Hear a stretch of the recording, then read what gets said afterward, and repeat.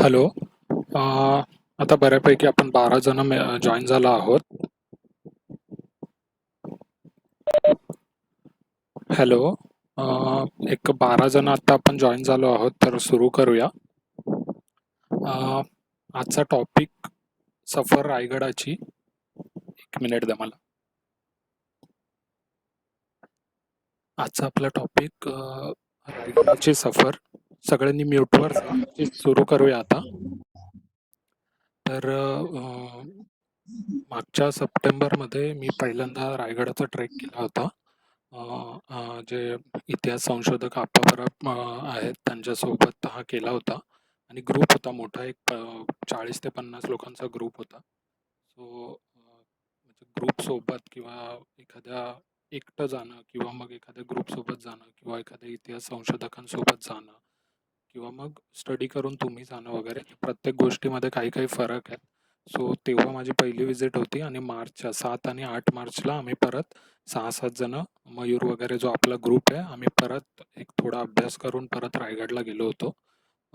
2 दिवस आम्ही रायगडावर थांबलो होतो. दोन्ही वेळेस मी रायगडावर 2 दिवस होतो. 2 दिवस जर तुम्ही रायगडाला दिले तर माझ्या मते एक 60 ते 70% रायगड बघून होतो 2 दिवसांच्या वेळामध्ये पण. म्हणजे जर तुम्हाला पूर्ण रायगड म्हणजे रायगड म्हणजे हा फक्त रायगडाच्या वरचा किल्ला बघणं असं नाही. रायगड ही राजधानी होती आणि राजधानीचा जो बेस विलेज आहे, तिथले रूट वगैरे आधी यायचे जायचे, या सगळ्यांचा पण अभ्यास करायला भरपूर काही आहे. सो जर रायगड बघायचं म्हटलं तर 2 दिवसही कमी पडतात. 2 दिवसामध्ये आम्ही एक 60 ते 70%च रायगड बघितला होता. सो तो जे काही पाहिला होता, त्याचा जो काही अभ्यास आम्ही केला होता, त्याबद्दल इथे या सेशन्समध्ये मी सांगेल. हा टॉपिक खूप मोठा आहे. जेवढा क्रिस्प करून सांगता येईल तेवढा मी प्रयत्न करतोय. तरी तो एका सेशनमध्ये पूर्ण होईल याची शक्यता नव्हती. म्हणून मी त्याला डिवाइड केलेलं आहे. एक आपल्याकडे आजचा दिवस आहे, उद्याचाही दिवस आहे. सो जेवढं होईल तेवढं जास्तीत जास्त कव्हर करण्याचा प्रयत्न केलेला आहे. आणि आपण काही डिवायडेड सेशन्समध्ये आपण रायगड बघूया. सो आज आपलं पहिलं सेशन आहे. या पहिल्या सेशनमध्ये मी रायगडाच्या हिस्ट्रीपासून सुरू करेल. थोडं हिस्ट्री माहीत असणं रायगडाची जरुरी आहे. डायरेक्ट जर आपण एखाद्या ट्रेक म्हणजे जसं ट्रेकला एखाद्या ठिकाणी व्हिजिट करायला जातो आणि त्याची इन्फॉर्मेशन नाही आहे आपल्याकडे मागची, सो त्यामध्ये काही पॉईंट नाही. म्हणून मी थोडी हिस्ट्रीचा पार्ट वगैरे ॲड केलेला आहे.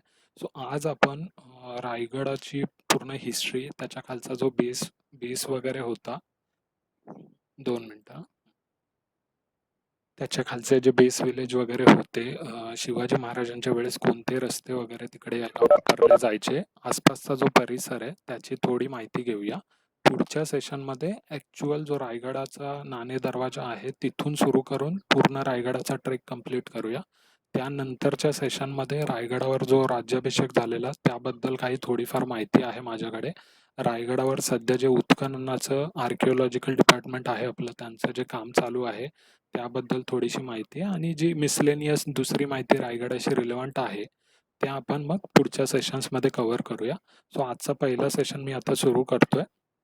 सफर रायगडाची पहिला भाग आहे. हे पॉईंट्स मला टोटली कव्हर करायचे आहेत. सो आजच्या भागामध्ये आपण शिवपूर्वकालीन रायगड म्हणजे शिवाजी महाराजांकडे रायगड यायच्या आधी रायगडाचं काय काय कोण कोण त्याच्यावर दावेदार होते. नंतर चंद्रराव मोरेंचा हा एपिसोड सगळ्यांना माहीत आहे. चंद्रराव मोरे जे जावळीचे होते त्यांच्याकडून शिवाजी महाराजांनी रायरी किल्ला जिंकून घेतला होता. त्यानंतर शिवाजी महाराज आणि शंभू महाराज यांच्या कालानंतर रायगडाची अवस्था कशी झाली, रायगडाचा वनवास हा काय होता ते बघूया. नंतर रायगडाचा पुन्हा पुनर्जन्म कसा झाला ते बघूया. मग रायगडाचं परिसर दर्शन म्हणजे रायगड सोडून रायगडाचा जो आसपास परिसर आहे त्याच्यामध्ये काय काय पाहण्यासारखं आहे ते मी इथे इन्क्लूड केलेलं आहे. तेही शिवकालीनच आहे. सो ते ते पॉईंट्स बघणेही खूप जरुरी आहे. नंतर रायगडाचं स्थळ दर्शन म्हणजे रायगड प्रॉपर जिथून सुरू वगैरे होतो ते सगळं. नंतर रायगडावरील राज्याभिषेक आणि रायगडावर संपत्ती वगैरे किती होती. जर हिस्टॉरिकल आपण काही डॉक्युमेंट्स बघितले, जेव्हा संभाजी महाराजांनी रायगडावर म्हणजे त्यांचा जेव्हा राज्याभिषेक झालेला तेव्हा संभाजी महाराजांनी रायगडावरील संपत्ती किती आहे सगळं, म्हणजे दागिने वगैरे पासून कपडे लत्ता वगैरे सगळं किती आहे याचं काउंटिंग केलं होतं. ते काउंटिंगचे दस्तावेज आजही अवेलेबल आहेत. सो ते आपण बघूया नंतर. आणि नंतर जे रायगडावर जे थोडंफार आर्किओलॉजिकल डिपार्टमेंट आता खूप उत्खनन करत आहे, पण त्यांच्याकडून काही पब्लिकला दाखवण्यात येत नाही. सो जे काही मला इन्फो मिळाले, जे काही पिक्स वगैरे मिळाले ते मी इथे शेअर करेल.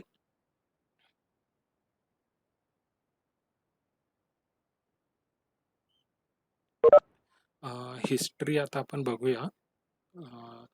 सो हिस्ट्री म्हणजे आता जुन्या काळी गड बांधायचं मेन रिझन होतं की जवळपास एखादं बंदर वगैरे असेल किंवा एखादा घाटमार्ग वगैरे असेल जिथून मालाची ये जा होत आहे, आणि मग त्या मालाच्या ये जा तिथे मग सिक्युरिटी वगैरे प्रोव्हाइड करण्यासाठी जनरली किल्ले बांधले जायचे. सो रायगड हा किल्ला आपल्याला माहीत आहे की शिवाजी महाराजांनी रायगड किल्ला बांधला हे आपल्याला माहीत आहे, पण तो पूर्णच्या पूर्ण किल्ला शिवाजी महाराजांनी बांधला असं नाहीये. हा किल्ला खूप पुरातन आहे. तो एक्झॅक्टली कधी बांधला गेला त्याची इन्फॉर्मेशन नाहीये. पण हा जो आज आपण रायगड पाहतो त्याच्यावरचं मेजॉरिटी जे काम आहे ते शिवाजी महाराजांनीच केलेलं आहे. त्यापूर्वी रायगड हा फक्त एक पहारेची चौकी आपण म्हणू शकतो. सो त्याच्या जवळ तो तो जो भाग होता महाड वगैरे, तो तेवढा काही संपन्न प्रदेश वगैरे असा नव्हता. कोकणातल्या घनदाट जंगलामधला हा भाग होता आणि तिथलं जवळचं सर्वात एकच बंदर म्हणजे महाडचं बंदर. महाड आज बंदर नाही वाटत, कारण परंतु त्या काळी समुद्र महाडपर्यंत, म्हणजे ती जी खाडी आपण बोलतो ती महाडपर्यंत होती आणि महाड हे खूप फेमस बंदर होतं तेवढ्या भागातलं. सो त्या बंदरामधून जे मालाची ये जा होत आहे त्या ये जावर लक्ष ठेवण्यासाठी एक किल्ला बांधला गेला. सो तो कदाचित रायगड असू शकतो असा अंदाज आहे प्राथमिक. रायगड एक्झॅक्टली कधी बांधला गेला त्याची करेक्ट इन्फॉर्मेशन अवेलेबल नाही आहे. सो हा 13व्या शतकापर्यंत यादव, जे विजयनगरचे यादव वगैरे होते, देवगिरीचे यादव वगैरे होते त्यांच्याकडे होता. नंतर 1400 मध्ये विजयनगर जे होते, विजयनगर साम्राज्यामध्ये रायगडाचा समावेश झाला तेव्हा त्याला रायरी असं किंवा वेगळी वेगळी नावं होती. त्यानंतर पहिल्यांदा 1436 साली जे बहमनी, म्हणजे जे मुसलमान आले, आपल्या मागच्या सेशनमध्ये आपण त्याबद्दल ऐकलं. सो जो बहमनी त्यांचा जो राजा होता अल्लाउद्दीन दोन, त्याच्या अंडर रायगड हा गेला पहिल्यांदा. नंतर बहमनी राज्याचं विघटन झालं. विघटनानंतर वेगळ्या वेगळ्या ज्या शाह्या झाल्या तर त्यामध्ये निजामशाहीकडे हा रायरी किल्ला गेला. त्यानंतर 1636 साली, म्हणजे शिवाजी महाराजांचा जन्म झाल्यावर 6 वर्षानंतर निजामशाही डिझॉल्व्ह झाली. शहाजहान, म्हणजे जो मुघलांचा शहाजहान होता त्याने आणि आदिलशाहीने मिळून निजामशाहीला संपवलं, हे आपल्याला सगळ्यांना ठाऊक आहे. ते संपवल्यानंतर आता शहाजहान हा जो होता हा दिल्लीच्या तख्तावर होता. त्याला एवढ्या लांब इथे कोकणामध्ये येऊन एखाद्या भागावर कंट्रोल करणं हे डिफिकल्ट होतं. सो त्याने शहाजहानने काय केलं, हा जो त्याच्या अंडर कोकण आणि जावळीचा प्रांत होता, जावळीच्या प्रांतामध्येच मग रायरी वगैरे हे सगळे किल्ले होते, तो त्याने आदिलशाहीला विकून टाकला असं आपण म्हणू शकतो एक अंदाजे. आणि ते विकला होता तो, त्याचं दर 80 लाख रुपये होता. म्हणजे तुम्ही विचार करा त्यावेळेस 80 लाख एवढ्या रुपयांमध्ये याचा हिशेब दिलेला आहे. सो तेवढ्यामध्ये तो आदिलशाहीकडे विकला गेला. त्यानंतर त्यानंतर आता ही इतिहासामध्ये रायगडाची जी वेगळी वेगळी नावं आपल्याला पाहायला मिळतात, ती नावं काय काय त्याची ही एक यादी आहे. रायरी हे एक नाव होतं. रायरी आपल्याला माहित आहे सर्वांना, त्यावरूनच रायगड हे नाव पडलेलं आहे. राया म्हणजे राजा आणि मग त्याचा गड म्हणून रायगड असं शिवाजी महाराजांनी नाव दिलं. ही जी समज आहे ती समज बरोबर नाहीये. आधीपासून त्या किल्ल्याला रायरी असं नाव होतं आणि त्या रायरी नावावरून रायगड असं नाव झालेलं आहे. नंतर तनस म्हणून अजून एक नाव होतं, राशीवटा, नंतर नंदादीप, रायगिरी, राहीर, उत्तमगड असंही काही ठिकाणी नाव आढळतं. सरखा म्हणून पण रायगडाचं हिस्ट्रीमध्ये नाव आढळतं. नंतर रेडी, राजगिरी, शिवलंका. शिवलंका हे शिवकालीनच ह्याच्यामध्ये नाव त्याला लोकांनी उपाधी दिली होती रायगडाला. इस्लामगड हे जेव्हा मराठ्यांकडून म्हणजे शिवाजी महाराज, शंभू महाराजांनंतर जेव्हा मुघलांनी रायगड जिंकला तेव्हा त्यांनी त्याचं नाव चेंज करून इस्लामगड ठेवायचा प्रयत्न केलेला. आणि जे इंग्रज वगैरे होते त्यांनी जिब्राल्टर म्हणजे पूर्वेचे जिब्राल्टर हे पश्चिमेला एक अभेद्य असं त्याची उपमा आहे जिब्राल्टरची. सो तसाच अभेद्य असा रायगड आहे हे पाहून त्या ब्रिटिशांनी रायगडाला जिब्राल्टर ऑफ ईस्ट अशी पदवी दिलेली आपल्याला कळते. आता हा मोरे एपिसोड हा इंटरेस्टिंग आहे. आपण पाहतो की जावळीचे मोरे होते आणि त्या मोऱ्यांना हरवून शिवाजी महाराजांनी रायगड जिंकला होता. सो हा मोरे एपिसोड काय होता तो एक आपण शॉर्ट मध्ये बघूया. तो जरुरी आहे रायगड अभ्यासासाठी पण. 1648 मध्ये शिवाजी महाराज आणि जे जावळीचे मोरे होते त्यांचा सर्वप्रथम संबंध आल्याच्या आपल्याला नोंदी आढळतात. त्यानंतर मोऱ्यांचा जो मुख्य होता आणि हे जे चंद्रराव मोरे आपण हे जे नाव ऐकतो, सो हे चंद्रराव म्हणजे एखाद्या माणसाचं नाव नव्हतं. मोऱ्यांच्या खानदानामध्ये चंद्रराव ही उपाधी दिली जात असे. सो जो कोणी त्यांचा कर्ता किंवा जो हेड असेल त्यांचा त्याला चंद्रराव अशी पदवी दिली जात असे.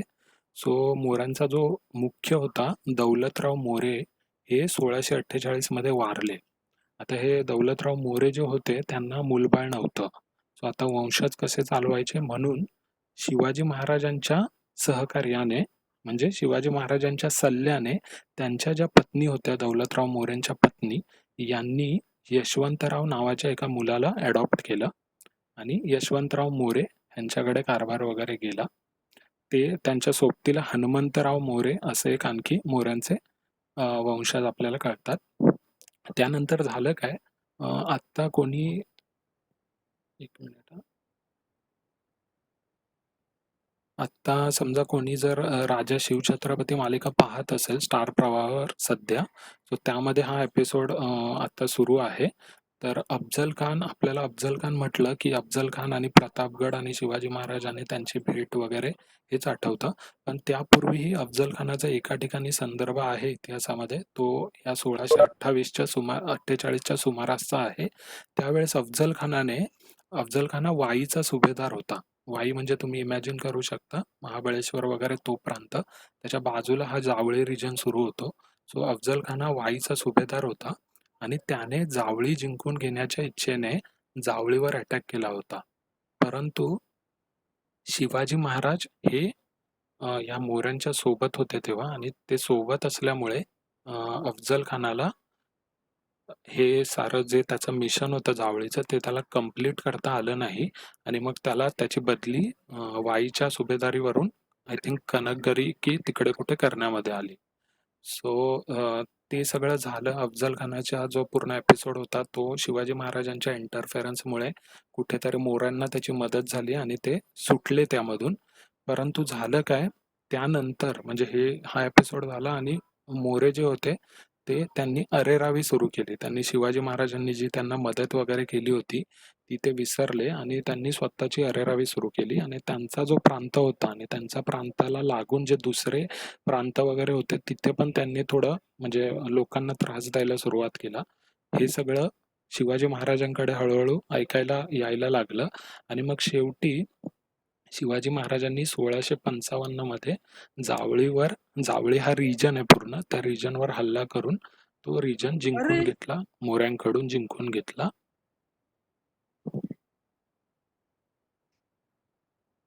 मोऱ्यांकडून जिंकून घेतलेलं आपल्याला कळतं.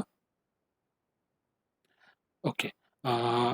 त्यानंतर जेव्हा हा जावळीचा प्रांत शिवाजी महाराजांनी जिंकला तेव्हा जो चंद्रराव मोरे होता त्याने धाव घेतली रायरी किल्ल्यावर लपण्यासाठी. सो तो रायरी किल्ल्यावर गेला. त्याचा पाठलाग करत करत शिवाजी महाराज देखील रायरी किल्ल्याकडे आले आणि 6 एप्रिल 1656 साली शिवाजी महाराज रायरीच्या पायथ्याला पोहोचले. रायरीच्या पायथ्याला पोहोचल्यावर मे 1656 तेव्हा हैबतराव शिलीमकर यांच्या मदतीने आणि आणखी काही सहकाऱ्यांच्या मदतीने शिवाजी महाराजांनी रायरीचा किल्ला जिंकला. सो हे जेव्हा एप्रिल आणि मे मध्ये 1656 साली जेव्हा पहिल्यांदा शिवाजी महाराज रायरीच्या पायथ्याला गेले, तेव्हा असं लिहिलेलं आहे की शिवाजी महाराजांनी पूर्ण रायरीला म्हणजे त्या रायगडाच्या किल्ल्याला खालून प्रदक्षिणा घातली. नंतर ते वर गेले. वरूनही त्यांनी पूर्ण किल्ला चांगला पाहिला आणि मग तेव्हाच त्यांच्या मनामध्ये हा किल्ला आपल्या भावी राजधानीसाठी किंवा हा किल्ला खूप महत्त्वपूर्ण असू शकतो, असा त्यांनी विचार केलेला दिसतो. सो ही पूर्ण मोऱ्यांचा जो एपिसोड होता, जेव्हा शिवाजी महाराजांनी त्यांच्याकडून कसा काय रायगड मिळवला, त्याबद्दल आहे. आता हे शिवाजी महाराजांच्या नंतर रायगडाच्या संदर्भात कोणते कोणते महत्त्वाच्या गोष्टी घडलेल्या आहेत, त्याबद्दल इथे थोडं डिस्कस करूया आपण. 3 एप्रिल 1680ला शिवाजी महाराजांचं निधन झालं. त्यानंतर सगळ्यांना जे माहीत आहे की त्यावेळेस संभाजी महाराज हे पन्हाळगडावर होते. सोयराबाई ह्या गडावर होत्या. सो 21 एप्रिलला सोयराबाईंच्या अंडर राजाराम महाराजांचं मंचकारोहण झालं. त्यानंतर 18 जूनला संभाजी महाराज रिटर्न आले रायगडावर. 18 जूनला संभाजी महाराज रिटर्न आले रायगडावर. 16 फेब्रुवारी 1681ला संभाजी महाराजांचा राज्याभिषेक झाला रायगडावर. त्यानंतर आता हा पिरियड, मग त्यानंतर संभाजी महाराजांचं राज्य सुरू झालं आणि हा पूर्ण फेज सगळ्यांना माहिती आहे. औरंगजेबासोबत सगळी धावपळ आणि युद्ध वगैरे त्यामध्ये गेला. आता सरळ आपण 89 सालावर येऊया. 1689 सालाच्या 9 फेब्रुवारी 9 फेब्रुवारीच्या अराउंड काहीतरी 1 फेब्रुवारी 1689 साली संभाजी महाराजांना औरंगजेबाने अटक केली. ही बातमी रायगडावर 9 फेब्रुवारीला पोहोचली. 9 फेब्रुवारीला पोहोचल्यावर येसूबाईंनी दूरदृष्टी ठेवून राजाराम महाराज जे होते त्यांना छत्रपती पद हे बहाल केलं. त्यांची जी सेरेमनी वगैरे होती ती झाली. 11 मार्च 1689 साली संभाजी महाराजांचं निधन झालं. ते झाल्यावर लगेच 11 मार्च 1689ला निधन झाल्यानंतर 25 मार्चला इतिकद खान हा मुघलांचा सेनापती होता. याने रायगडाला वेढा घातला 25 मार्च 1689ला. आता यावेळेस संभाजी महाराजांचा मृत्यू झाला होता. रायगडाच्या वर येसूबाई, राजाराम महाराज, महाराणी ताराबाई, येसूबाईंचा म्हणजे संभाजी महाराजांचा मुलगा आणि सकवारबाई हे होते प्रेझेंट. आता इथे येसूबाईंनी इतिकत खानाने खाली वेढा टाकला होता. सो येसूबाईंनी यावेळेस राजाराम महाराजांना गड सोडून दुसरीकडे कुठे सेफ जागी जाण्यासाठी सुचवलं. सो त्याप्रमाणे 5 एप्रिल 1689 साली राजाराम महाराज असं म्हणतात ते वाघ दरवाजाने उतरून निघून गेले प्रतापगडाकडे आणि मग ते हळूहळू प्रवास करत करत का जिंजीला वगैरे गेले.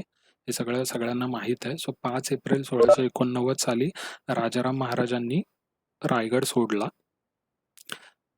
त्यानंतर 3 नोव्हेंबर 1689 म्हणजे मे, जून, जुलै, ऑगस्ट, सप्टेंबर, ऑक्टोबर, नोव्हेंबर ऑलमोस्ट 7 सव्वा 7 महिन्यांच्या लढ्यानंतर येसूबाईंनी, आणि त्याही वेळेस असं म्हणतात की एक अशी अफवा पसरलेली की राजाराम महाराजांनाही मुघलांनी पकडलंय आणि त्यांची पण डेथ होणार आहे. सो ही अफवा रायगडावर पोहोचली आणि मग त्यामुळे आता काहीच पुढे ऑप्शन नाही. सो 7 महिने येसूबाईंनी रायगड लढवत ठेवला होता. परंतु ही बातमी आल्यावर त्यांनी मग रायगड हा मुघलांच्या हवाले गेला. येसूबाईंना आणि जे संभाजी पुत्र शिवाजी होते त्यांना अटक झाली मुघलांकडून. म्यूटवर जा सगळ्यांनी.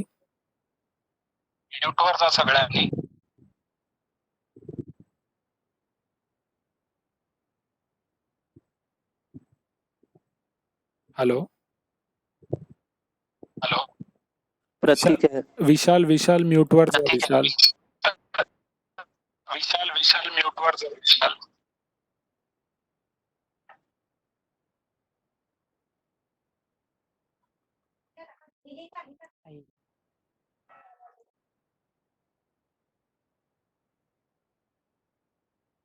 ओके. तर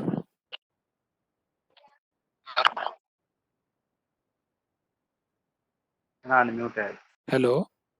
हॅलो. आवाज रिपीट होतोय, कोणीतरी म्यूटवर नाहीये असं मला वाटतंय. ओके, आता येतोय बरोबर. विशाल. हां, ठीक आहे. कंटिन्यू करूया. तर 5 एप्रिलला राजाराम महाराजांनी रायगड सोडला आणि 3 नोव्हेंबर 1689 साली रायगड हा मुघलांच्या अंडर गेला. हा जो इतिकत खान होता त्याने रायगड जिंकला.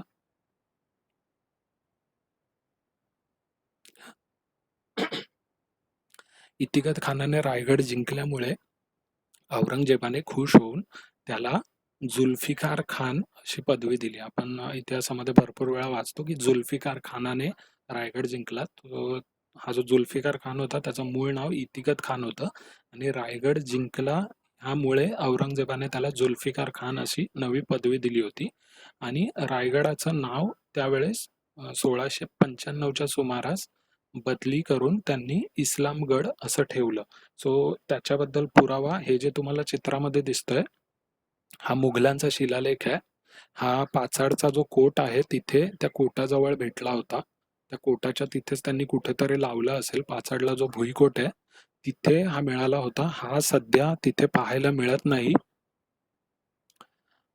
हा सध्या तिथे पाहायला मिळत नाही. हा सध्या असं म्हणतात की सायनचे जे आर्किओलॉजिकल सर्वेचं मुंबई सायन इथे जे त्यांचं ऑफिस आहे तिथे हा लेख ठेवलेला आहे. सो ह्या मला एक जुना फोटो मिळाला होता. तो हा मुघलांचा शिलालेख आहे ज्याच्यामध्ये त्यांनी हे मेन्शन केलं आहे की रायगडाचं नाव आता चेंज होऊन इस्लामगड असं ठेवण्यामध्ये येत आहे.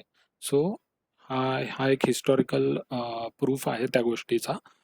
त्यानंतर 1707 साली औरंगजेबाचा मृत्यू झाला आणि त्यानंतर हा जो रायगडाचा किल्ला होता तो सिद्दी जोहरच्या अंडर आला. सिद्दी जोहर आपल्याला माहित असेल, जंजिऱ्याचा सिद्दी जोहर, त्याच्या अंडर रायगड आला.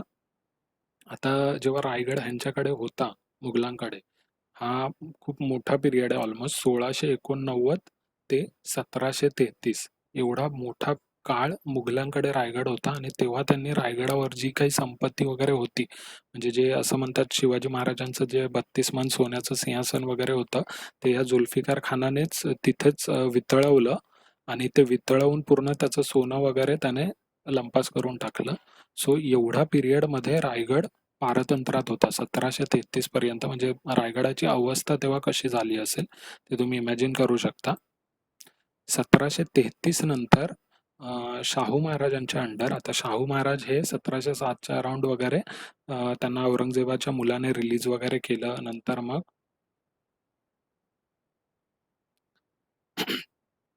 रिलीज वगैरे केलं, नंतर ते इकडे आले. आणि ऑफकोर्स त्यांची जी जडणघडण होती ती डोंगरी किल्ल्यांचा त्यांना तेवढं लहानपणापासून त्यांना एक्सपोजर मिळालं नसल्यामुळे त्यांना सपाट जागी, म्हणजे जो सपाट एरिया वगैरे असेल जसं पुणे प्रांत वगैरे झालं, सातारा वगैरे झालं, तिथे राहायलाच त्यांना जास्त फेवरेबल असायचं. त्यामुळे झालं काय, रायगड त्यांना माहित होतं की रायगडावर आपले वडील म्हणा किंवा आजोबा वगैरे म्हणा त्यांचा खूप मोठा इतिहास आहे. आणि परंतु रायगडावर राजधानी करण्याऐवजी राजधानी ही पुणे किंवा सातारा वगैरे, कारण तोपर्यंत हा रायगड मुघलांकडेच होता. सो त्यांच्या मनात ही इच्छा होती की रायगड हा मराठ्यांकडेच असला पाहिजे. सो शेवटी 1733च्या सुमारास बाजीराव पेशवे जे पहिले होते त्यांनी रायगड पुन्हा जिंकून स्वराज्यामध्ये म्हणजे मराठ्यांच्या तख्ताखाली पुन्हा आणला. परंतु रायगडावर त्यानंतर पुन्हा राजधानी शिफ्ट झाली किंवा काय वगैरे असं काहीच झालं नाही. रायगडावर काही काही कैदी ठेवले जायचे पेशव्यांच्या काळामध्ये. आणि हा रायगडाची व्यवस्था खूप चांगली होती. म्हणजे शिवाजी महाराजांचं जे सिंहासन वगैरे आज आपण पाहतो तिथे प्रॉपर गादी वगैरे होती. रायगडावरची जी काही बांधकामं शाबूत होती त्यावेळेस ती भरपूर त्यांची निगा वगैरे राखली जायची. तिथे किल्लेदार वगैरे असायचे, थोडी फौज वगैरे खाली असायची पाचाडला. पण रायगडाला तेवढं महत्त्व राहिलं नव्हतं जेवढं शिवाजी महाराज आणि संभाजी महाराजांच्या वेळेस होतं. कारण पेशव्यांचा हा सगळा कारभार पुणे, सातारा वगैरे ह्या ठिकाणावरूनच होत असायचा. रायगडावर फक्त एक काही फंक्शन वगैरे किंवा काही सण वगैरे असली की तेव्हा कीर्तनं वगैरे असा प्रकार व्हायचा, पूजा वगैरे अशी होत असायची. जे शिवाजी महाराजांचं तख्त होतं त्याची रोज तिथे दिवापंथी वगैरेची सोय केली जात होती पेशव्यांच्या काळामध्ये. त्यानंतर पेशव्यांच्या काळामधला जो पुढचा भाग होता त्याच्यामध्ये नाना फडणीसांची एक रायगडाशी रिलेटेड खूप इंटरेस्टिंग स्टोरी आहे, ती मी तुम्हाला सांगू इच्छितो इथे. नाना फडणीस, आता मी त्यांचं पूर्ण हिस्ट्री वगैरे सांगत नाही, त्यांची जी फक्त रायगडाशी रिलेटेड स्टोरी आहे ती सांगतो. नाना फडणीस जेव्हा शिंदे आणि पटवर्धन यांच्या हाती कारभाराची सूत्र जायला लागली, हे सगळं पेशवाई फुटली वगैरे त्यानंतरचं आहे, तेव्हा नाना फडणीसांच्या काही त्यांच्याच वागणुकी वगैरेमुळे शत्रू निर्माण झाले होते पेशवाईमध्येच. सो त्यापैकी एक नाना नाना फडणीसांचे एक परमस्नेही मित्र होते, त्यांचं नाव होतं दादा गद्रे. सो हे दादा गद्रे नाना फडणीसांचे खूप चांगले मित्र होते, परंतु त्यांची जी वाईफ होती दादा गद्रेंची, जी गद्रे काकू त्यांना म्हणायचे, त्या ज्या होत्या त्यांचं नाना फडणीसांशी खूप म्हणजे त्यांना नाना फडणीसांचा खूप द्वेष होता. सो त्या सुमारास नाना फडणीसांनी काय केलं होतं, महाड प्रांताचे सुभेदार हे जे गद्रे होते, ते गद्रे हे महाड प्रांताचे सुभेदार होते पेशवाईच्या काळामध्ये. त्यामुळे रायगड हा त्यांच्या अखत्यारीत होता. सो नाना फडणीस हे एकदा रायगडाला म्हणजे महाडला आले आणि महाडला आल्यावर त्यांना हे माहीत होतं की लोक आपल्या प्राणांवर उठलेली वगैरे आहेत पेशवाईमधलीच.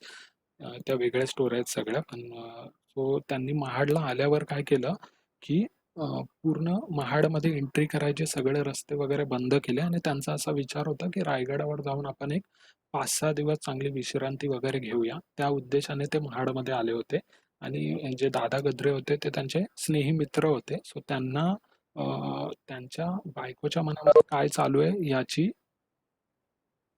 याची कल्पना बिलकुल नव्हती. सो आता महाडमध्ये ते आले आणि आराम करायच्या दृष्टीने रायगडावर जात आहेत, ही गोष्ट जेव्हा त्या गद्रे काकूंना कळाली, तेव्हा त्यांनी नाना फडणीसांना मारण्याचा बेत बनवला आणि तो बेत ते रायगडावर जेव्हा वर जातील तेव्हा त्यांना मारून टाकायचा असा बेत बनवला. सो नाना जेव्हा पालखीत बसले, नाना फडणीस पालखीत बसले आणि पालखीचे जे भोई होते ते वर जेव्हा घेऊन जात होते रायगडावर, तेव्हा त्या भोयांमध्येच दोन हे धारकरी होते, म्हणजे मारणारे जे असतात, जे नाना फडणीसांना ज्यांना मारण्याची सुपारी देण्यात आली होती, ते दोघे त्या भोयांमध्ये होते. सो बोलता बोलता एक समर्थ रामदासांनी लिहून ठेवलेलं वाक्य आहे, ते मी त्या स्टोरीच्या रिलेटेडच वाचलं. त्यांनी लिहिलेलं आहे, करावयाचे बोलू नये आणि बोलावयाचे लिहू नये. सो ही स्टोरी कशी रिलेट होती इथे ते बघा. ते जे भोई होते त्यामधले जे धारकरी होते मारणारे, त्यांनी ती पालखी नेता नेता म्हणजे नाना फडणीस पालखीमध्ये बसलेले आहेत आणि हे लोक पालखी नेत आहेत. सो त्यांनी कोडवर्डमध्ये हे त्यांचा जो प्लान होता तो बोलून दाखवला. तो कसा बोलला ते मी सांगतोय. हे सगळं पेशवे दप्तरामध्ये लिहिलेलं आहे. नाना फडणीसांच्याच रेफरन्सने ही नंतर स्टोरी लिहिलेली आहे. सो ही ऑथेंटिक आहे. एक माणूस बरोबरच्या माणसाला म्हणाला, हरिदास बुवा आले. दुसरा म्हणाला, आता कीर्तन कधी? तेव्हा पहिला माणूस म्हणाला, बाईसाहेब सांगतील तेव्हा, पण बहुधा उद्याच.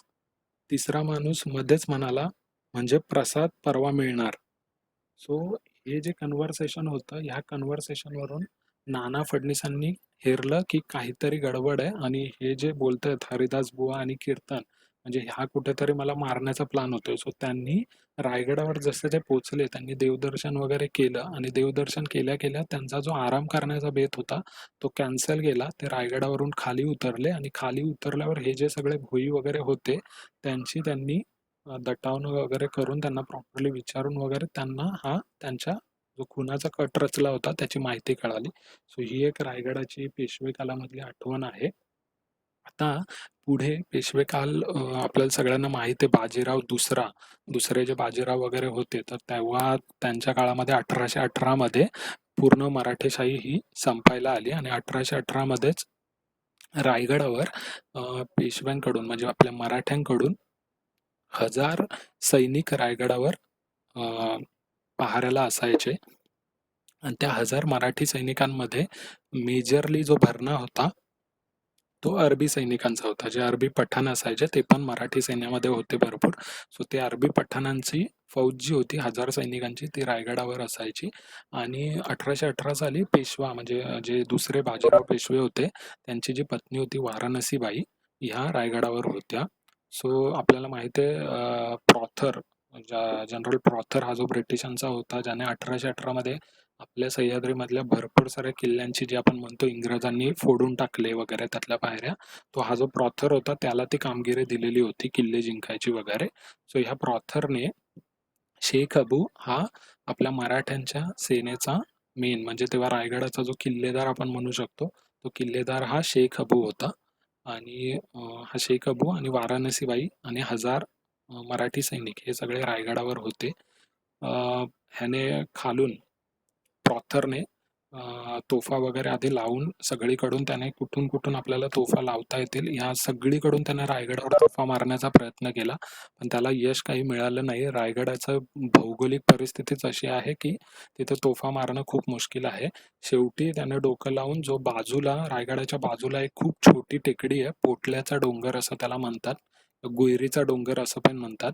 त्या डोंगरावर त्याने तोफा चढवल्या. त्या तोफा चढवून देखील रायगडाचे जे वरचे भाग होते, दारू कोठार म्हणा किंवा ज्या मेन बिल्डिंग्स वगैरे होत्या, त्यावर तोफेचा तो जो अँगल होता तो बसत नव्हता. म्हणजे आपण रायगडावर गेलेलो तेव्हा पराग लिमये सरांनी सांगितलेलं की जेव्हा पोटल्याच्या डोंगरावरून तोफ मारायचे तर तो तोफेचा गोळा क्रॉस करून पुढे जात असे. सो तो जो एक्झॅक्ट अँगल होता तो अँगल त्यांना बसत नव्हता. शेवटी एका म्हणजे तिथल्याच रायगडवाडीमधल्याच एका सैनिकाने, आता ही दंतकथाही असू शकते, एका सैनिकानेच 2 शिवराया, शिवराय म्हणजे शिवाजी महाराजांचे जे कॉइन्स होते, ते 2 शिवराया घेऊन त्याने तोफांची जी गाडी होती, त्या गाडीच्या चाकाच्या खाली त्या 2 शिवराया घातल्या आणि त्याने जो अँगल चेंज झाला, त्या अँगलमुळे गोळे जे आहेत, तोफगोळे ते डायरेक्ट रायगडावर पडायला लागले. सो अशी एक आख्यायिका सांगितली जाते. सो ती 6 मे 1818ला पहिला तोफगोळा हा रायगडावर येऊन पडला आणि रायगडाच्या एका इमारतीचा त्याने पूर्ण पेट घेतला त्या इमारतीने.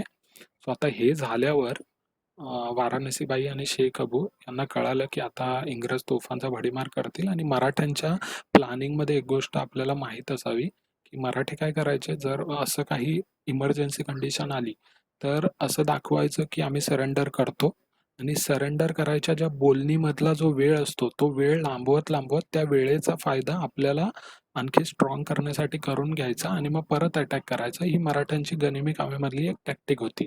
सो ही इंग्रजांना अतिशय चांगल्या रीतीने माहीत होती की मराठे असं करतात.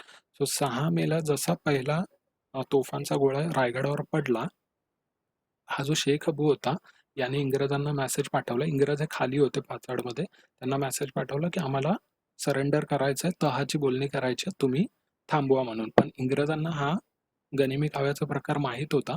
त्यांनी तहाची बोलणी आम्ही करू, पण आम्ही तोफ मारा आहे तो आम्ही थांबवणार नाही, हे ठेवलं आणि त्यांनी कंटिन्युअस पोटल्याच्या डोंगरावरून रायगडावर तोफगोळे मारायला सुरुवात केली. आणि आता तुम्ही इमॅजिन करा, प्रत्येक तोफगोळा त्यांचा अँगल सेट झालाय आणि अँगल सेट झालेला आहे आणि प्रत्येक तोफगोळा त्यांचा हा रायगडावर येऊन पडत आहे. ओके. सो 6 मेला त्यांनी सुरुवात केली आणि हा शेख अबू खाली आला उतरून आणि इंग्रजांशी तो बोलणी करत होता, परंतु त्यांनी आपलं तोफेचा मारा थांबवला नाही आणि 9 मेच्या 3 वाजेपर्यंत दुपारच्या तोफेचे गोळे हे रायगडावर येऊन आदळतच होते. आणि तुम्ही विचार करू शकता 6 मे,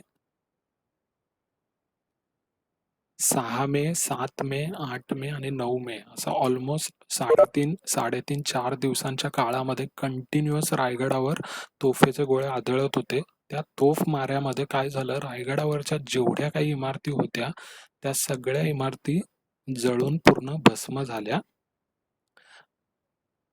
झाल्या आणि मग 9 मेला पूर्ण ज्या वाराणसीबाई होत्या आणि पूर्ण जी शिबंदी वगैरे होती त्यांनी पूर्ण सरेंडर केलं आणि मग सरेंडर करून काही अटी वगैरे घातल्या गेल्या होत्या भरपूर. सो त्या अटी वगैरे फॉलो करून सगळं मराठी सैन्य किल्ल्यावरून खाली उतरलं आणि खाली उतरून वाराणसीबाईंना वाराणसीबाई वरच होत्या, त्यांच्या आधी शिबंदी पूर्ण उतरली आणि त्यानंतर हा जो प्रॉथर होता तो गड चढून गेला आणि गड चढून गेल्यावर वाराणसीबाई एका वाड्याच्या म्हणजे त्यांचा जो राहता वाडा होता त्याच्यावरही तोफगोळा पडलेला, तो वाडा पूर्ण जळत होता आणि त्या वाड्याच्या जळत्या जे सगळे अवशेष होते त्याच्या बाजूला एका दगडावर वाराणसीबाई बसल्या होत्या. आपण हरलो तरी आपण मराठा राज्याच्या राणी आहोत, त्या त्या अभिमानामध्येच त्या होत्या. त्यांनी स्वतःवर असं काही हे नाही केलं. इंग्रजांनी त्यांचा पूर्ण रिस्पेक्टने त्यांना खाली सोडलं. पुण्यापर्यंत सोडलं त्यांच्या सगळ्या वस्तू वगैरे घेऊन. आणि असं म्हटलं जातं, की रायगडावरच्या ज्या 300 इमारती, राजसदर वगैरे, वगैरे जे सगळं होतं, त्या सगळ्याच्या सगळ्या जळत होत्या या 4 दिवसामध्ये. एवढा तोफेचा प्रचंड मारा इंग्रजांनी रायगडावर केलेला. आणि फक्त एक कोणतीतरी इमारत होती ती वाचली होती. ती इमारत कोणती होती ह्याच्याबद्दल काहीच उल्लेख आपल्याला अवेलेबल नाहीये आज. पण एक इमारत उरली होती असं पेशव्यांच्या एका कागदपत्रांमध्ये लिहिलेलं आहे. ती कोणती होती ती आता माहित नाहीये. पण एवढ्या 300 इमारती असलेल्या रायगडावर एवढा प्रचंड तोफमारा होऊन सगळं म्हणजे पूर्ण रायगडाची सगळ्या भिंती वगैरे सगळी धूळधाण त्या तोफमाऱ्यामध्ये झाली. आता 1818 मध्ये इंग्रजांनी पूर्ण रायगडावर टेक ओव्हर केलं. 1818 मध्ये त्यांनी काय केलं, फॉरेस्ट डिपार्टमेंटच्या अंडर रायगड देऊन टाकला. आणि त्यांनी अशी पूर्ण एक अधिसूचना किंवा आपण जे बोलतो आता गव्हर्नमेंट कडून वॉर्निंग जी येते, ती वॉर्निंग काढली की रायगडावर यानंतर कोणीही जाणार नाही. म्हणजे जर कोणी गेला तर त्यांना शिक्षा होईल. असं त्यांनी वटहुकूमच काढला आणि कुणालाच जायला परमिशन त्यांनी ठेवली नाही. आता तुम्ही विचार करा 1818 मध्ये रायगडावर पूर्ण आग लागून पूर्ण रायगड पूर्ण जे काही होतं ते सगळं संपलेलं आहे. आणि त्यानंतर 1818 मध्ये त्यांनी हे सांगितलं की ह्याच्यानंतर रायगडावर कोणीच जाणार नाही. सो त्यानंतर ब्रिटिशांचाच काळ सुरू झाला सगळा पिरियड. सो तेव्हा कुणामध्ये एवढी हिंमतही नव्हती की कोणी वर जाईल वगैरे. आणि काळ असाच लोटत लोटत लोटत गेला. आता इथे मध्ये काय झालं, हे 20-25 वर्षात तिथे माणूस वगैरे कोणीच नसल्यामुळे आणि रायगडाचा वरचा जर तुम्ही एरिया पाहिला तो खूप मोठा आहे. अति प्रचंड मोठा आहे तो.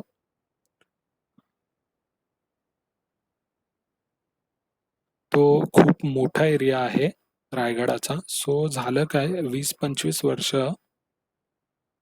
एक मिनिट हा, आवाज ब्रेक होतोय असं मला म्हणताय कोणतरी. एक मिनिट हा.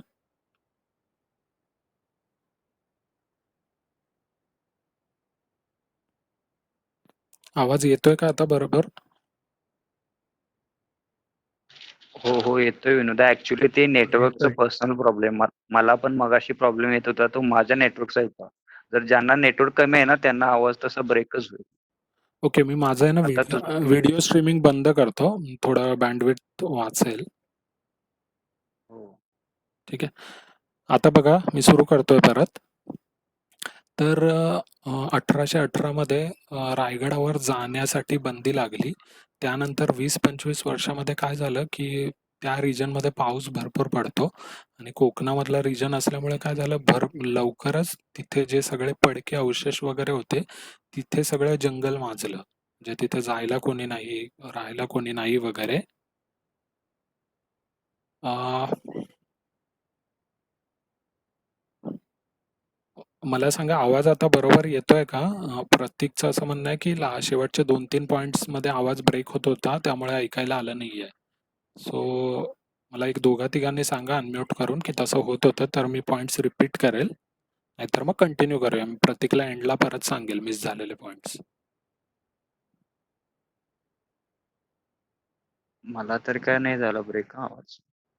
ओके, नेहा, संतोष ओके आहेत. अजून कोणी? ओके, नाही, त्याचा येतोय. नेटवर्क इश्यू असेल. ओके, येतोय. ठीक आहे, मी प्रतीकला पॉइंट सांगतो परत नंतर. आपण कंटिन्यू करूया आता. सो इथे जंगल माजलं भरपूर आणि मग हळूहळू काय झालं, आता आम्ही जेव्हा सेकंड टाइम रायगडाला गेलो होतो, सो रायगडावर एक अवकीरकर म्हणून अशा भरपूर साऱ्या धनगरांच्या फॅमिलीज आहेत आणि त्या खूप म्हणजे रायगडावर जेव्हा गोनी दांडेकर झाले किंवा बाबासाहेब पुरंदरे वगैरे झाले, यांनी जेव्हा 1950-60च्या सुमारास रायगडावर जायला सुरुवात केली, तेव्हापासून या धनगर फॅमिली तिथे रायगडाच्या वरती राहत आहेत. सो झालं काय, हे जंगल माजलं होतं आणि धनगर लोकांची जी गुरं वगैरे असायची, सो असंच म्हणजे एखाद्या धनगराने असंच सहज तो किल्ला चढत चढत चढत वर गेल्यावर त्याला हे कळालं असेल की इकडे धान्य म्हणजे जे गवत वगैरे आहे ते भरपूर आहे आणि खूप चांगलं जंगल आहे. रायगडावर जी टाकी वगैरे होती पाण्याची त्याच्यामध्ये वर्ष-वर्ष पाणी आजही राहतं. सो त्यांना हे कळालं की इथे पाण्याची वगैरे पण सोय चांगली आहे. सो हळू काय झालं, काही धनगर फॅमिलीज ज्या होत्या त्या रायगडावर राहायला लागल्या. आता आम्ही जेव्हा आता सेकंड टाईम रायगडावर गेलेलो तिथे आम्ही अवकीरकर म्हणून एक धनगर फॅमिलीच आहे जी आधीपासून आहे तिथे, त्यांच्या घरीच थांबलो होतो. तर त्यांचे जे आजोबा होते घरामधले त्यांच्याशी आम्ही गप्पा मारत असताना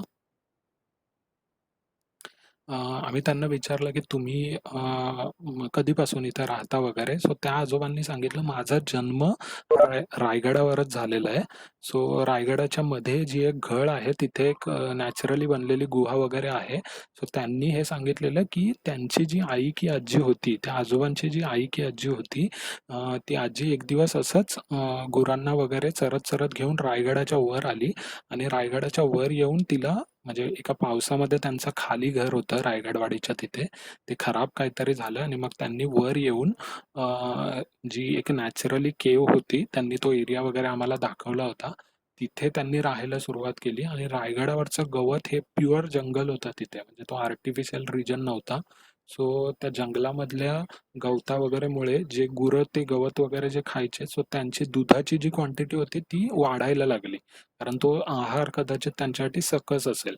एवढ्या वर्षाचं जंगल वगैरे. सो सो त्यामुळे काय झालं, हळू ज्या धनगर कुटुंब होती, ती धनगर कुटुंब रायगडावर राहायला लागली आणि ही पण खूप थोडकीच. म्हणजे ती ती लोकं, त्यांना इतिहास वगैरे काही माहीत नव्हता. शिवाजी राजे झाले. कारण तुम्ही विचार करा, शिवाजी महाराज वगैरे हे 1733 मध्ये पेशव्यांकडून 1733 नंतर 1818 मध्ये इंग्रजांनी जिंकला आणि ऑलमोस्ट भरपूर काळ गेलेला आहे आणि धनगर वगैरे त्यांना शिवाजी महाराज कोण किंवा काय त्यांचा इतिहास वगैरे ह्याच्याबद्दल जास्त काही माहिती नव्हती.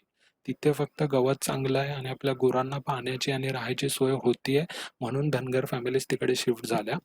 1862 साली रायगड भागामध्ये एक भूकंप झाला होता. त्या भूकंपामध्येही रायगड किल्ल्याच्या म्हणजे भरपूर त्याचं नुकसान झालं असं म्हटलं गेलेलं आहे. आता त्यानंतर तुम्ही विचार करा, 1818 नंतर सरळ 1883 मध्ये जेम्स डग्लस हा एक ब्रिटिश ऑफिसर होता. त्याला इतिहास आणि त्याला फिरण्याचं वगैरे जरा वेड होतं. आणि त्यावेळेस रायगडाला जाणं हे खूप मुश्किल काम होतं. मुंबईवरून होडीने वगैरे, बोटीने वगैरे यायला लागायचं आणि भरपूर टप्पे पार करत मग रायगड यायचं.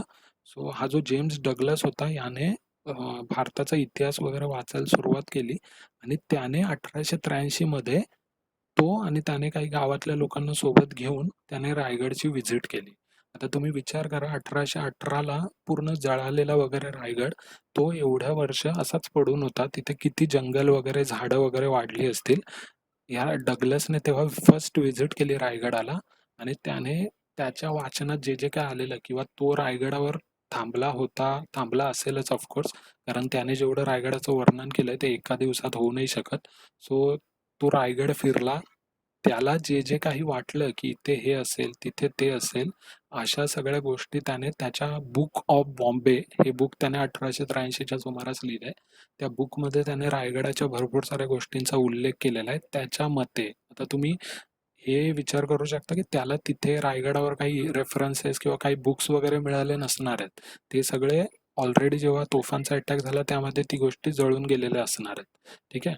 नंतर म्हणजे जे रायगडाबद्दलचे जे पुरावे होते, काल आपण सेशनमध्ये ऐकलं की दफ्तरखाना वगैरे जे रेकॉर्डिंग असायचे एखाद्या किल्ल्या वगैरे बद्दलचे, ते सगळे जेव्हा तोफांचा मारा झाला त्यामध्ये जळून गेले होते. त्यानंतर पेशव्यांकडे काही नोंदी जर असतील रायगडाच्या वगैरे, सो पेशव्यांचा जो आपला शनिवार वाडा आहे, शनिवार वाड्यामध्येही पेशव्यांचे खूप सारे डॉक्युमेंट्स होते असं म्हणतात. परंतु शनिवार वाड्यालाही एक 1827च्या सुमारास म्हणतात आग लागली होती आणि ती आग एवढी भयंकर होती की 7 दिवस शनिवार वाडा जळत होता आणि त्या आगीमध्येही मराठ्यांशी रिलेटेड जे काही जुने दस्तावेज वगैरे होते ते जळून गेले. सो हिस्ट्री सांगायला आपल्याकडे भरपूर सारे जे आपले हिस्ट्री सांगणारी कागदपत्र होती ती आज आपल्याकडे अवेलेबल नाही आहेत. जी काही हिस्ट्री वगैरे आज आपण वाचतो ती जे उरलेले डॉक्युमेंट्स होते, ज्या काही शकावल्या होत्या, बखरी होत्या त्यामधून घेतलेली. सो सो जेम्स डग्लस हा तर इंग्रज माणूस होता. त्याने व्हिजिट केलं रायगडाला आणि त्याने त्याच्या बुक ऑफ बॉम्बेमध्ये एक रायगडावर पूर्ण चॅप्टर लिहिलेला आहे. तुम्ही book of Bombay by James Douglas असं गुगलवर टाकलं, तुम्हाला त्याच्या बुकची PDF आजही अवेलेबल होईल. त्यामध्ये त्याने शिवाजीराजे, तोरणागड, रायगड याबद्दल त्याला जी वाटली ती पूर्ण माहिती लिहिलेली आहे. आता याचं हे बुक वाचून काही आणखी जे इंग्रज अधिकारी होते ज्यांना थोडं कल्चरबद्दल किंवा हिस्ट्रीबद्दल आपुलकी होती, त्यांनी परत रायगडाला व्हिजिट केली. आता हे जे बॉम्बेचे गव्हर्नर होते, त्यावेळेसचं जे मुंबई होतं, त्याचे जे गव्हर्नर होते सर रिचर्ड टेम्पल, यांनी रायगडाला व्हिजिट दिली आणि यांनी रायगडाला व्हिजिट देऊन ह्या माणसाचं हे बघा, म्हणजे त्यांनी शिवाजी महाराजांची समाधी बघितली. समाधी अतिशय अतिशय वाईट परिस्थितीमध्ये होती. समाधी फुटली होती. त्याचे चिरे वगैरे सगळे तुटून पडले होते. समाधी जी आज आपण पाहतो तशी नाहीये. समाधीच्या खालचा जो अष्टकोनी चौथरा आहे ती मूळ समाधी होती.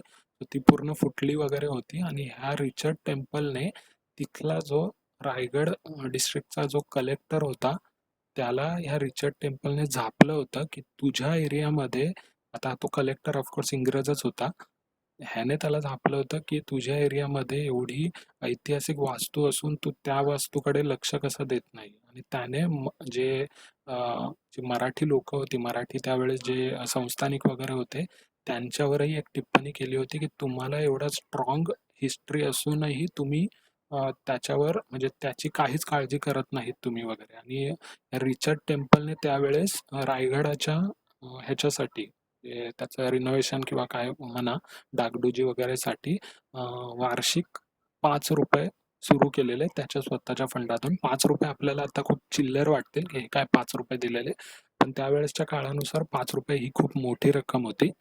नंतर मग हेच डग्लसच्या बुक वगैरे वाचल्यानंतर 1895च्या सुमारास लोकमान्य जे टिळक होते त्यांनी भरपूर जे तेव्हाचे रानडे वगैरे म्हणा, या सगळ्यांनी मिळून, तेव्हाचे जे ऍक्टिव्ह लोक होती त्यांनी मिळून पुन्हा रायगडाला भेटी द्यायला सुरुवात केल्या. आणि मग रायगडाची समाधीची अवस्था वगैरे त्यांनी पाहिली आणि मग रायगडाला पुन्हा रिनोव्हेट करण्यासाठी किंवा ही समाधी वगैरे हे प्रॉपर त्याचं बांधकाम डागडुजी करण्यासाठी त्यांनी फंड वगैरे गोळा करायला सुरुवात केली. हा लॉर्ड हॅरिस जो आहे, त्यांनी हा एक इंग्रज अधिकारी होता. त्यालाही रायगड त्याने व्हिजिट केल्यावर तो खूप प्रेरित झाला होता आणि त्यानेही स्वतःच्या फंडामधून काही पैसे रायगडाच्या निधीसाठी दिले होते असा उल्लेख आहे. आता हा मॅप जो आहे रायगडाचा तो तुम्ही बघू शकता. हा जो डग्लस गेला होता रायगडावर, सो रायगडावर जाऊन त्याने तिथे राहून तिथला एक मॅप बनवला होता. हा 1883 सालचा मॅप आहे. 1883 मधला मॅप आहे रायगडाचा. सो याच्यावर सगळ्याच नोंदी आहेत असं नाही, थोड्या थोड्या नोंदी आहेत. आता ही जी नावं, जो आपला पुढचा सेशन आहे ज्याच्यामध्ये आपण रायगडावरचे पार्ट्स वगैरे बघू, तर ही जी रायगडावर नावं दिलेली आहेत भरपूर, राणी वसा झालं, बाजारपेठ झालं, नंतर सगळी तलावांची नावं झाली, नंतर अशी भरपूर रायगडावर जी काही नावं आहेत ती हिस्टॉरिकली करेक्ट आहेतच. शिवाजी महाराजांच्या वेळेतही ती गोष्ट त्याच नावाने ओळखली जायची किंवा त्याच वापर व्हायचा अशी गोष्ट नाहीये. तुम्ही आता विचार करा, शिवाजी महाराजांनंतर म्हणजे त्यानंतरचा कित्येकसा काळ हा वेगळ्या वेगळ्या लोकांच्या हातात गेला आणि पेशवाई नंतर तर पेशवाईच्या नंतर 1818 पासून 1883 पर्यंत रायगडाचा कोणत्याच माणसाशी संबंधच नव्हता. सो रायगडावर कोणती गोष्ट कुठे आहे ही सांगणारी जी पिढी होती ती पिढी त्या मधल्या काळामध्ये 2-3 पिढ्या पुढे हे झाल्या आणि मग त्यामुळे रायगडावर कुठे काय होतं ह्या खऱ्या गोष्टींचा अंदाज कुठेच कुणालाच नाहीये.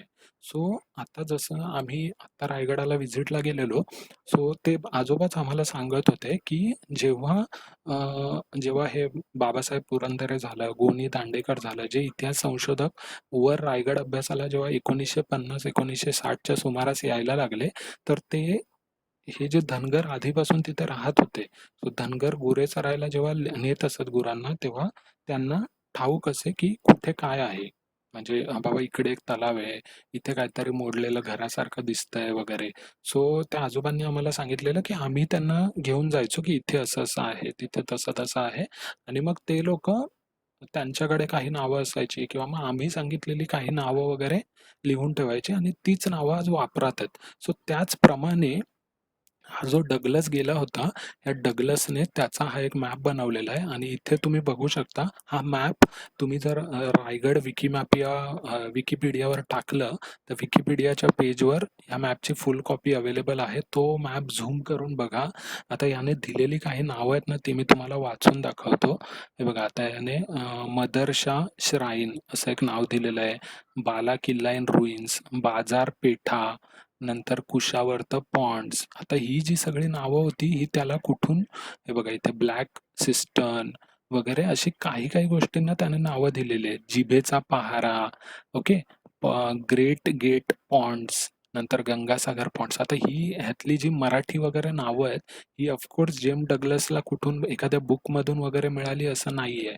ही त्याने त्याच्यासोबत जी माणसं होती किंवा त्याला गडाच्या वर जी माणसं वगैरे मिळाली त्यांच्याकडून विचारून किंवा त्याने ही आकृती बघून त्याला काय वाटतंय त्याने त्याच्या मताने ही पहिली मॅपमध्ये नावं दिली.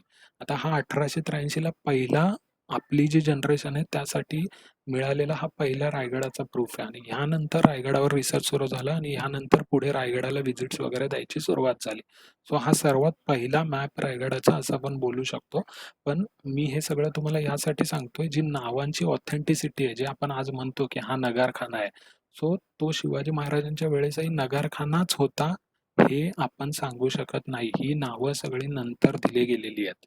शिवाजी महाराजांच्या वेळेस कोणत्या गोष्टीला काय नाव होतं याचा भक्कम पुरावा आपल्याकडे आज अवेलेबल नाहीये. तो असू शकतो कुठेतरी, पण आजपर्यंत काही आपल्याला तो मिळालेला नाहीये. सो हा जो डग्लसचा नकाशा होता, या नकाशावरून पुढे इतिहास संशोधकांनी ह्याच्यावरूनच पुढे रायगडाचं वेगळे अभ्यास करायला सुरुवात केलेली आहे. सो हा फोटो जो आहे हा 1906 साली जे लोकमान्य टिळक होते त्यांच्या म्हणजे त्यांनी पुढाकार घेऊन शिवाजी महाराजांचा उत्सव करायला, आपण जे इतिहासामध्ये ऐकतो त्यांनी गणेशोत्सव आणि शिवाजी महाराज जयंती हे सण साजरे करायला सुरुवात केली. सो ते जी सुरुवात झाली ती सुरुवात रायगडावर त्यांनी सुरुवात केली होती.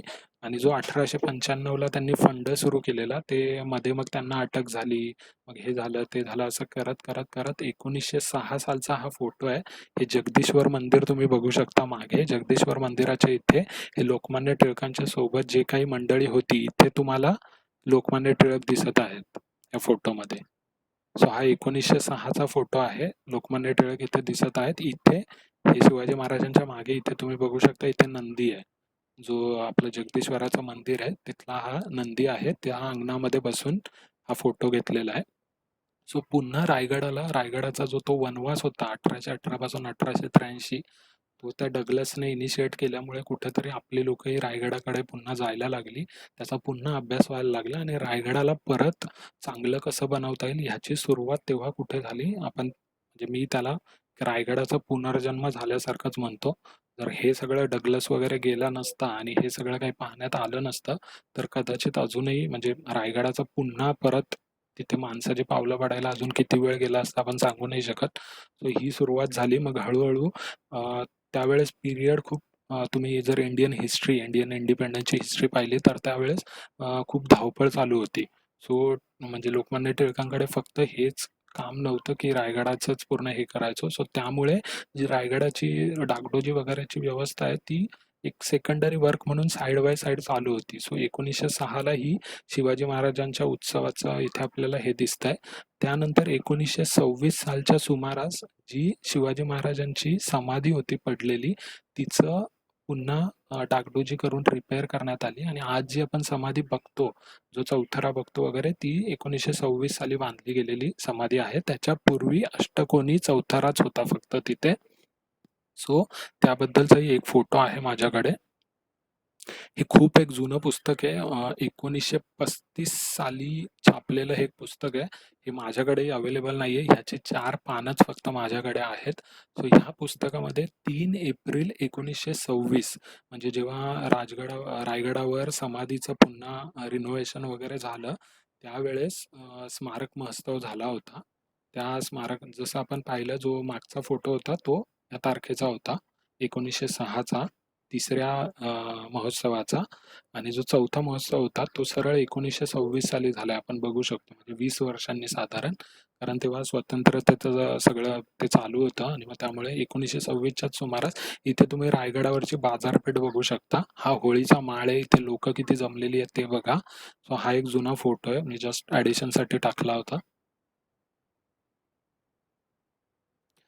आता ही रायगडाची हिस्ट्री झाली. पुन्हा रायगडावर काम व्हायला सुरुवात झालं. 1926 साली समाधीचं काम झालं. नंतर 43च्या सुमारास जो जिजाबाईंचा पाचाडचा कोट होता त्याचं रिनोव्हेशन झालं. तर असं हळूहळू करत करत मग 1960-70च्या सुमारास रायगडामध्ये उत्खननास सुरुवात झाली आणि मग तेव्हा समाधी वगैरे ह्या सगळ्याचा ह्या मधल्या पिरियडमध्येच पुन्हा रिनोव्हेशन करण्यात आलं. सो आता आपण रायगडाच्या आजूबाजूचा जो परिसर आहे त्याबद्दल थोडं जाणून घेऊया. रायगडाच्या इतिहासाबद्दल आता आपण जाणून घेतलं. आता आपण आजूबाजूचा परिसर बघूया. जर रायगड तुम्ही बघितलं तर रायगड हा एकटा किल्ला नाहीये. रायगड राजधानीचा किल्ला असल्यामुळे त्याच्या आसपास रायगडाला प्रोटेक्ट करण्यासाठी भरपूर साऱ्या किल्ल्यांची एक पूर्ण सर्कल आपल्याला बघायला मिळतं. तो ते कोणतं आहे जसं पाचाडमध्ये पाचाड कोट आहे. पाचाड कोट मेन जिजाबाईंना राहण्यासाठी तर होताच, पण तो एवढा स्ट्रॉंगली बनवलेला आहे की तिथे जर काही इमर्जन्सी आली तर आधी तिथे पाचाड कोटमधले सैनिक वगैरे ते डिफेंड करू शकतात आणि मग पुढे रायगडाला शत्रू जाऊ शकतो. नंतर एक पन्हाळगड फोर्ट, पन्हाळघर फोर्ट म्हणून हा आपला जो पन्हाळा किल्ला आहे तो वेगळा. हा पन्हाळघर फोर्ट म्हणून आणखी एक आहे. चांभारगड म्हणून एक आहे. सोनगड म्हणून एक किल्ला आहे. लिंगाणा सगळ्यांना माहिती आहे आणि कोकण दिवा. तर असे एक रिंगमध्ये रायगडाला प्रोटेक्ट करणारे हे किल्ले आहेत. म्हणजे बाहेरून कोणी शत्रू आला तर पहिलं इथे त्यांना लढाई करायला लागेल. त्यानंतर ते पुढे येऊ शकतात. आज जर आपण रायगडाला जाणं म्हटलं तर आपलं जे बेस विलेज आहे रायगडाचं ते पाचाड आहे. परंतु शिवाजी महाराजांच्या काळामध्ये पाचाड हे बेस विलेज नव्हतं. आता पाचाडपर्यंत रस्ता झालाय. शिवकाळामध्ये काय करायला लागायचं, कोंझर म्हणून हे पाचाडपासून एक घाटवाटाच्या रस्त्याने जर आपण उतरत गेलं तर पाचाडपासून एक 5-1 किलोमीटर खाली कोंझर म्हणून एक गाव आहे. त्या कोंझर पासून पाचाडपर्यंत चढायला लागत असे. त्यानंतर रायगडवाडीला लोक जात असेत आणि रायगडवाडीवरून नाणे दरवाजावरून अंधारी गुफा आणि मग तिथून महादरवाजा असं जनरली रायगडावर जाण्याचा त्यावेळेसचा शिवकालीन रूट होता. आता आसपासच्या परिसरामध्ये काय आहे ते जसं आपल्याला माहिती आहे रायगड हे जे आहे त्याच्या बाजूला काळ आणि गांधारी नदी अशा नद्या आहेत. सो काळ नदीमध्ये एक खूप जुन्या म्हणजे आधीच्या काळापासून हे शिवाजी महाराजांच्या काळातही असू शकतं असा अंदाज आहे. वाळणकोंडीचा डोह असं एक काळ नदीमध्ये ही एक जागा आहे. ही तुम्ही बघू शकता चित्रामध्ये.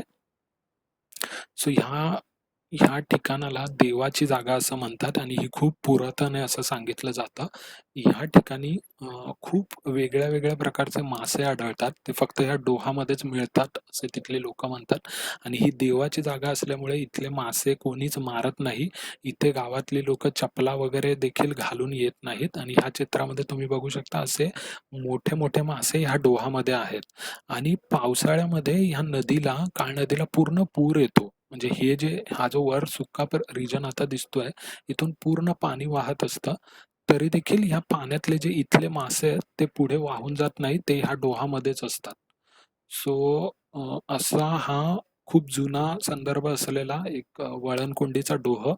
जर प्रायव्हेट व्हेकलने आपण रायगडला जात असू तर हा नक्की बघण्यासारखा आहे. हा ऑफकोर्स मी पण अजून पाहिला नाहीये, पण वाचनामध्ये 2 ठिकाणी हा आलेला आहे. सो हा आपण नक्कीच पाहायला पाहिजे. याला पण खूप जुना वारसा आहे असं म्हटलं जातं. नंतर जेव्हा तुम्ही कोंझरवरून पाचाडला जाता तेव्हा सावंतांचं मेट आहे. आता जे मेट आपल्याला माहित आहे किल्ल्याच्या बाजूला ज्या सपाट जागा किंवा जी छोटे वाडे किंवा वाडे नाही गावं वगैरे जी असतात जी बेसिकली त्यांचं काम संरक्षणाचं असतं, first line of defence. So ते पहारे वगैरे ठेवायचं त्यांच्याकडे काम असतं. तो कोंझरवरून पाचाडला जर आपण चालत आलो, ॲक्च्युली असा प्रवासही आपण एकदा केला पाहिजे. कोंझरवरून आपण तो जो घाटवाट आहे 5 किलोमीटरचा तो चालत आलं पाहिजे. कारण ते चालत येताना मध्ये हे सावंतांचं मेट लागतं. त्यांचं ते एक पडकी इमारत वगैरे त्याचे चौथारे वगैरे आपल्याला लागतात पाहायला. हे जे सावंत होते यांच्याबद्दल एक इतिहासामध्ये अशी वाच्यता आहे की हे सावंत जे होते ते शिवाजी महाराजांच्या म्हणजे काही लढ्यांमध्ये वगैरे त्यांनी पराक्रम गाजवला होता.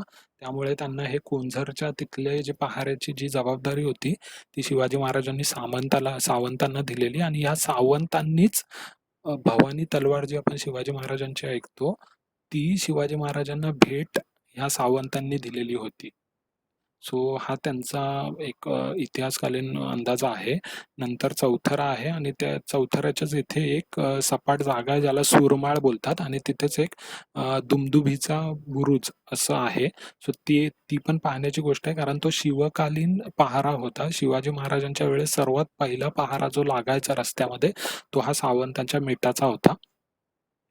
आता पुढे आलं की आपल्याला पाचाडचा कोट लागतो. पाचाडचा कोट हा ह्याच्याबद्दल सांगायला गेलं तर हा वरून त्याची जी आउटलाईन बाउंड्री आहे तटबंदी कोटाची ती आजही दिसते. परंतु आतल्या कोणत्याच इमारती वगैरे आज चांगल्या कंडिशनमध्ये आपल्याला पाहायला मिळत नाहीत. मी काही बुक्समध्ये एवढंही वाचलेलं आहे की हा जो मी सांगितलं जो मधला पिरियड होता 1818 ते 1883 आणि नंतरचाही पिरियड सो आपल्या लोकांना इंग्रजांच्या त्या काळामध्ये इतिहासाचा एवढा विसर पडला होता की हा जो जिजाबाईंचा जो कोट आहे पाचाडचा कोट याला खूप मोठी तटबंदी आहे. ह्या कोटाच्या आतमधल्या म्हणजे ह्याचे जे हे तुम्ही दगडी चिरे वगैरे पाहताय हे चिरे वगैरे लोकांनी तोडून नेऊन म्हणजे जे आतमध्ये पडलेले दगड वगैरे होते ते लोकांनी काढून वगैरे नेऊन स्वतःची घरं वगैरे बांधायला वापरले आणि भरपूर म्हणजे पाचाड रायगडवाडी मधल्या भरपूर साऱ्या लोकांनी हे असं त्यांना कारण त्याचं सिग्निफिकन्सच माहीत नव्हतं की हे काय आहे कुणाचं आहे. मी असं पण वाचलेलं आहे ह्या पूर्ण पाचाडच्या कोटामध्ये लोक प्रातर्विधीसाठी वगैरे जायचे आणि पूर्ण म्हणजे ह्याच्यासाठीच याचा यूज व्हायचा कारण हा तटबंदी असल्यामुळे बंद होता बाहेरून दिसत नसायचा वगैरे आणि भरपूर मोठा एरिया होता. सो लोक त्याच्यासाठी त्याचा यूज करायचे. सो म्हणजे आपल्या लोकांनीच आपण असं नाही म्हणू शकत की फक्त बाहेरच्या लोकांनीच आपल्या किल्ल्यांची वगैरे वाट लावली. आपली लोकही तेवढीच जबाबदार आहेत. आजही ते आपण पाहतोय. सो पाचाडचा कोट बांधायचा प्रायमरी शिवाजी महाराजांचा मुद्दा हा होता की जिजाबाई ज्या होत्या त्या रायगड हे तुम्ही आजही गेलात तर पाऊस प्रचंड पडतो तिथे आणि थंडीही प्रचंड असते. सो तिथली जी थंड हवा होती ती जिजाबाईंना कुठेतरी मानवत नसायची. त्यांच्या एजमुळे असेल त्यांना तिथली थंडी सोसवत नसायची. सो त्यांना खाली गडाच्या खाली राहण्यासाठी शिवाजी महाराजांनी हा पाचाडचा कोट बांधून घेतलेला. इथे जिजाबाई स्वतः राहायच्या. त्यांचा मुतपाकखाना म्हणजे त्यांचं किचन वगैरे ह्या सगळ्या गोष्टी इथे होत्या. सो हे जे तुम्हाला चित्रात दिसतंय ही तक्क्याची विहीर आहे. तक्क्याची विहीर म्हणजे इथे तुम्ही बघू शकता हे लोड जे आपण म्हणतो ना आपण बसायला सोफ्यावर वगैरे लोड असतो तसा हा बनवताना दगडाचा लोड बनवून घेतलेला आहे. इथे तुम्ही बसू शकता आरामात आणि इथे खाली पायऱ्या आहेत. त्या पायऱ्यांमधून खाली तुम्ही विहिरीमध्ये उतरू शकता. मी त्याचा फोटो दाखवतो तुम्हाला. हा वरून घेतलेला फोटो आहे त्या तक्क्याच्या विहिरीचा. इथून खाली उतरायला पायऱ्या आहेत. पायऱ्या उतरून इथून तुम्ही पाणी भरू शकता. ही विहीर आजही ऍक्टिव्ह आहे. आजही पाचाडमधली लोक या विहिरीतलं पाणी पिण्यासाठी वगैरे वापरतात. ही विहीर अजून एवढी छान आहे. आता या विहिरी संदर्भातच आणखी एक उल्लेख आहे. मुघलांचा डॉक्युमेंटेशन करणारा एक खाफी खान म्हणून आहे. तो त्याने शिवाजी महाराजांवर खूप काही वाईट साईट लिहिलेलं आहे. म्हणजे ऑफकोर्स तो मुघलांकडून होता. सो ते लोक शिवाजी महाराजांचा द्वेषच करायचे. पण अशा माणसाने लिहिलेला एक चांगला रेफरन्स आहे. सो ऑफकोर्स तो खोटा नसणार आहे. त्याने असं लिहिलेलं आहे की या पाचाडच्या कोटामध्ये शिवाजी महाराज कधी कधी त्याच्या आईला भेटायला येतो आणि आईला भेटायला आल्यावर तो ही जी तक्क्याची जागा आहे म्हणजे ही लोट ठेवलेली जी जागा आहे इथे तो बसतो.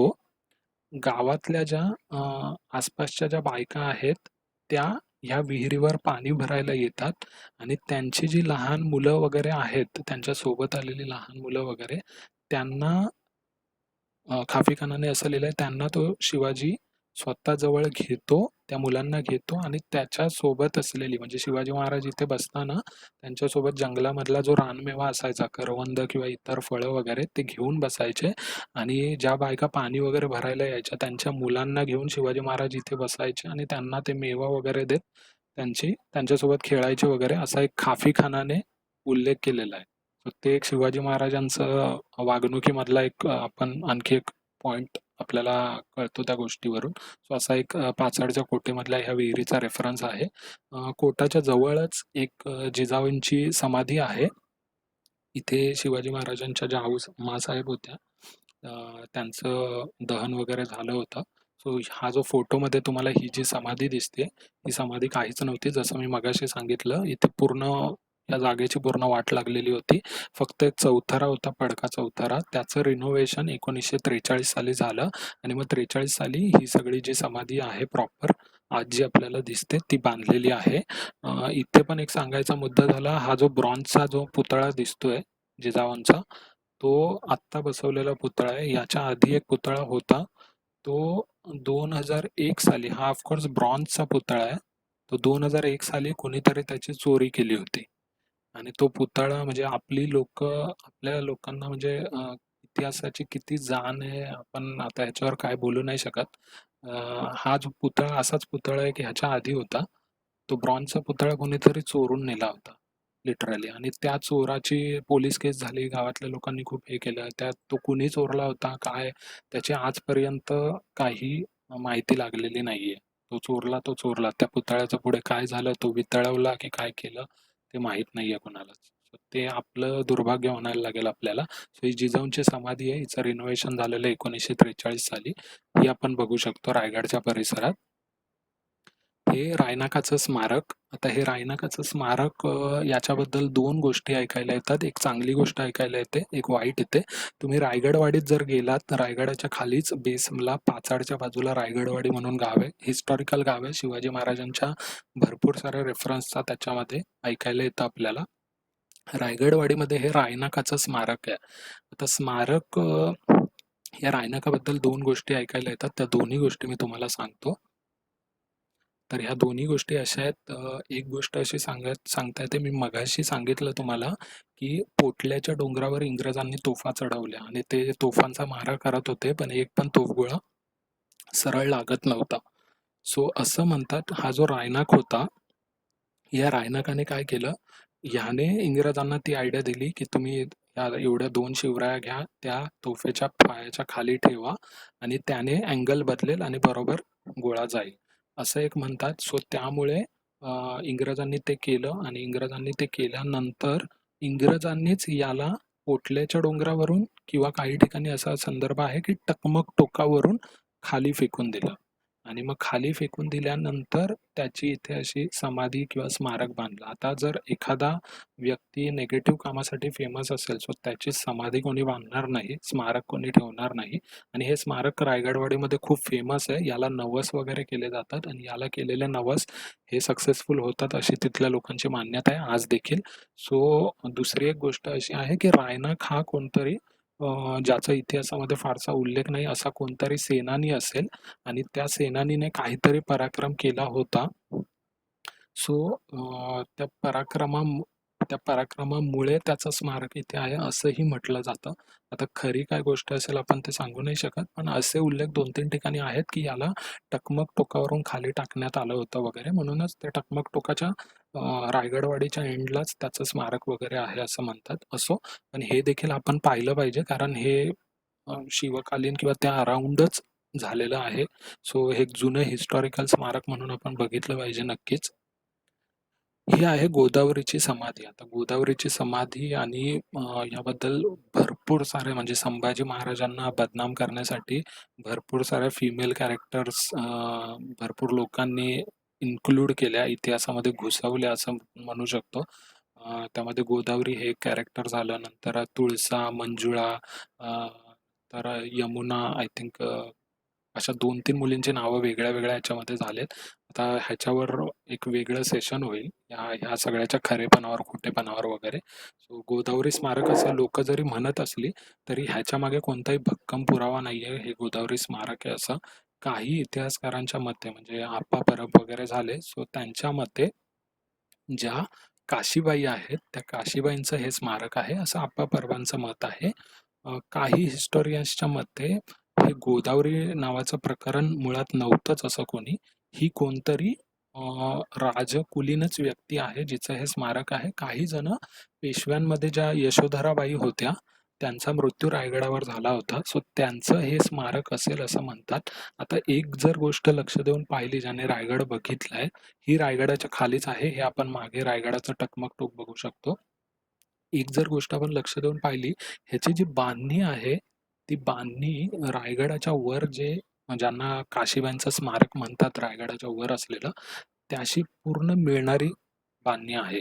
सो गोदावरी वगैरे असं काही प्रकरण होतं आणि मग तिच्या स्मरणार्थ शिवाजी महाराजांनी ही समाधी बांधली, हे तर पूर्ण चूक आहे. कारण ही एखाद्या राजकुलामधलीच समाधी वाटतेय. तिचं स्ट्रक्चर आपण पुढे नेक्स्ट ह्याच्यामध्ये आपण काशीबाईंची समाधी वगैरे बघू तेव्हा मी हे चित्र पुन्हा दाखवेल कंपॅरिझनला. ही पूर्ण राजकुलीन एखाद्या स्त्रीची समाधी तुळशी वृंदावन जे बनवलंय हे एखाद्या स्त्रीचं नक्कीच असेल. पण ते एक्झॅक्टली कुणाचं आहे त्यासाठी आणखी अभ्यास केला जाणं जरुरी आहे. गोदावरीचं ते नक्कीच नाहीये. त्याला नाव आज गोदावरी स्मारक हे पडलेलं आहे. पण ती नक्कीच गोदावरी हे कॅरेक्टरच नव्हतं ॲक्चुअली. हे घुसलेलं आहे कॅरेक्टर इतिहासामध्ये. तो वेगळा भाग आहे. आपण पुढे जाऊया आता. हे रायगड वाडीमधलं आणखी एक असं पडलेलं आहे. आता हे जे मंदिर आहे, ही मला मूर्ती बघून तर मला ही गणेशाची मूर्ती वाटली. पण रायगडामध्ये झोलाई देवी म्हणून शिवाजी महाराजांच्या पण आधीच्या काळापासून रायगडवाडीमध्ये एक झोलाई देवी वगैरेचं हे आहे. आता हा फोटो पण आम्ही स्वतः म्हणजे मी मगाशी सांगितलं की 2 दिवसामध्ये आमचा 60-70% रायगड बघून झाला. तर रायगड बघण्यामध्ये सर्वात आधी 1 दिवस आपण रायगडच्या खाली हे जे मी आता सांगत आहे तुम्हाला, हे सगळे भाग बघण्यामध्ये आपण दिला पाहिजे. कारण ह्या सगळ्यांचा रेफरन्स कुठे ना कुठे शिवकालाशी जोडला जातोय. सो ही खरोखर झोलाई देवी आहे की हे वेगळं काही मंदिर आहे मला आयडिया नाही. मला हा इंटरनेटवरून फोटो मिळाला होता. पण ह्याचाही हिस्टॉरिकल रेफरन्स शिवपूर्व कालात जातो. म्हणजे जे शिर्के वगैरे आधी होते गडावर, शिर्के मोरे, ते लोकं इथे नवस वगैरे करायचे, असे संदर्भ आपल्याला मिळतात. सो आपण नक्कीच हे फिरलं पाहिजे. नेक्स्ट टाइम आम्ही जेव्हा कधी जाऊ तेव्हा इथे नक्की 1 दिवस आम्ही पाचाड फिरण्याचा पूर्ण प्रयत्न करू आणि तिथे जेवढी काही माहिती आहे ती घेण्याचा नक्कीच प्रयत्न करू.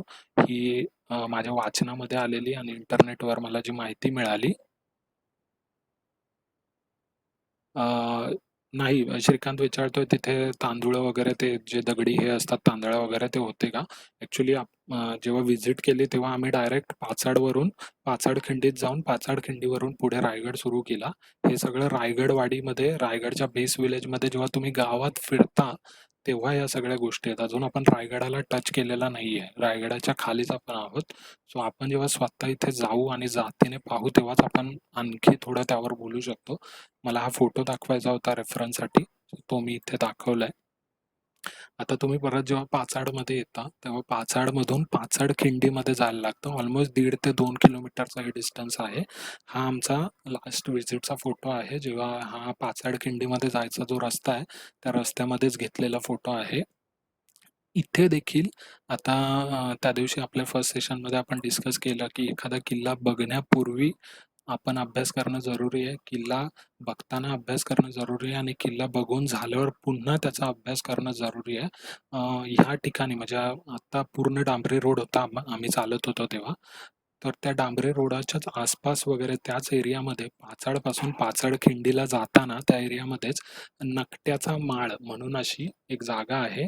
एक होळकर बावडी म्हणून पेशव्यांच्या काळामध्ये तिथे एक बावडी बांधली गेली होती. ती बावडी आहे. एक धर्मशाळा तिथे बांधली होती. त्या धर्मशाळेचं फक्त जोतं आपल्याला पाहायला मिळतं आणि तिथेच जवळ एक पहाऱ्याची चौकी आहे. तिथे एक शिवलिंग आहे आणि एक चौथरा आहे स्मारकाचा. त्याला नकट्याचे स्मारक बोलतात. आता हा नकटा कोण होता? त्या नकट्याबद्दल मी थोडं सांगतो. त्याबद्दल एक स्टोरी आहे. जेव्हा रायगडावर फितुरी वगैरे झाली, फितुरी म्हणजे हे अनाजी पंत आणि ती जी सगळी स्टोरी झाली, तर संभाजी महाराज जेव्हा पन्हाळगडावरून रायगडावर येत होते, सो रायगडावर येताना रायगडाच्या खाली पाचाडखिंडी जवळच हा जो अ, हा जो जो कोणी सैनिक होता तिथे अण्णाजी पंतांनी त्यांनी ठेवलेला, त्या सैनिकाने संभाजी महाराजांना अडवलं आणि मग संभाजी महाराजांनी त्याचं नाक उडवलं. मग ते नाक उडवल्यामुळे त्याचं त्याला नकट्या हे नाव पडलं आणि त्याच्या मृत्यूनंतर त्याचं स्मारक त्याच ठिकाणी बांधण्यात आलं. म्हणून त्या जागेला आता ही जागा, हे चौथरे वगैरे आपण शोधले पाहिजेत. लास्ट टाइम आपण इकडे ध्यान दिलं नव्हतं. सो इथे पण आपण थोडं आता नेक्स्ट टाइम जाऊ तेव्हा इथे टाइम स्पेंड करू थोडा. सो त्याला नकट्याचं स्मारक असं म्हटलं जातं. तर ह्या नकट्याच्या स्मारकाच्या पुढे गेल्यावर अंधारी नाचनटेपाची गुहा वगैरे आहे. नाचनटेपाची गुहा सुरू झाली की चित्त दरवाजा, नाणे दरवाजा वगैरे वगैरे हे सगळे ऍक्च्युअल रायगड तिथून सुरू होतो असं आपण म्हणू शकतो. सो आता बऱ्यापैकी आपल्याला हिस्ट्री वगैरे कव्हर करण्यामध्येच ऑलमोस्ट 1.5 तास आपला गेलाय. सो मी इथे आता थांबतो आजच्या सेशन पुरतं. आज रात्रीच्या सेशनमध्ये आपण रायगडाला प्रॉपर सुरुवात करून रायगडावरती जे जे काय काय पाहायला आहेत वेगळ्या वेगळ्या गोष्टी त्या आपण पाहूयात. आज रात्रीच्या सेशनमध्ये आपल्याकडे उद्याचाही दिवस आहे. सो उद्या माइट बी उद्याच्या पहिल्या सेशनमध्ये किंवा श्रीकांत बोलतोय कंटिन्यू करणं कंटिन्यू करायला प्रॉब्लेम नाही आहे. पण मला अजून काही थोडे जे पुढचे मुद्दे आहेत त्याच्यामध्ये अजून काही मला त्याच्यावर वर्क करायचं आहे. थोडेसे काही पिक्चर्स वगैरे मला ॲडिशन्स वगैरे करायच्या. सो हे सगळं आता ॲक्च्युली पूर्ण वीकभर ऑफिसचं वगैरे काम असतं. सो मध्ये जो काही वेळ मिळतो त्याच्यामध्येच हे सगळं स्टडी करून टाकायला, ते इमेजेस शोधा, परत एकदा रीडिंग करायला लागते सगळ्या बुक्सची वगैरे, आणि मायनर पॉईंट जे राहिलेले असतात ते टाकायला लागतात. सो मला थोडा परत एक आत्ता 2-3 तासाचा मी वेळ घेऊन रात्रीच्या सेशनमध्ये मी चांगल्या रीतीने आणखी पुढचे पॉईंट्स कव्हर करू शकतो. सो सध्या आपण इथपर्यंतच थांबूया, कारण एकदम पण कंटिन्यू केल्यावर ते ओव्हरबर्डन होऊन आपले पण पॉईंट्स मिस होऊ शकतात. सो सध्या आपण इथे थांबूया. रात्री 10 वाजता जेव्हा आपण भेटू तेव्हा आपण रायगडाचा पुढचा जो भाग होता, ॲक्च्युअल रायगडाचा आपण ट्रेक किंवा जो अभ्यास दौरा ॲक्च्युअल रायगड सुरू झाला ते आपण सुरू करूया आणि ते कंटिन्यू करूया. आत्ता मी इथे थांबतो. आता ह्या रिलेटेड, या हिस्ट्री वगैरे रिलेटेड किंवा जे काही आपण पाहिलं त्याबद्दल तुमची काही मतं असतील किंवा काही क्वेश्चन्स असतील ते आता आपण डिस्कस करूया.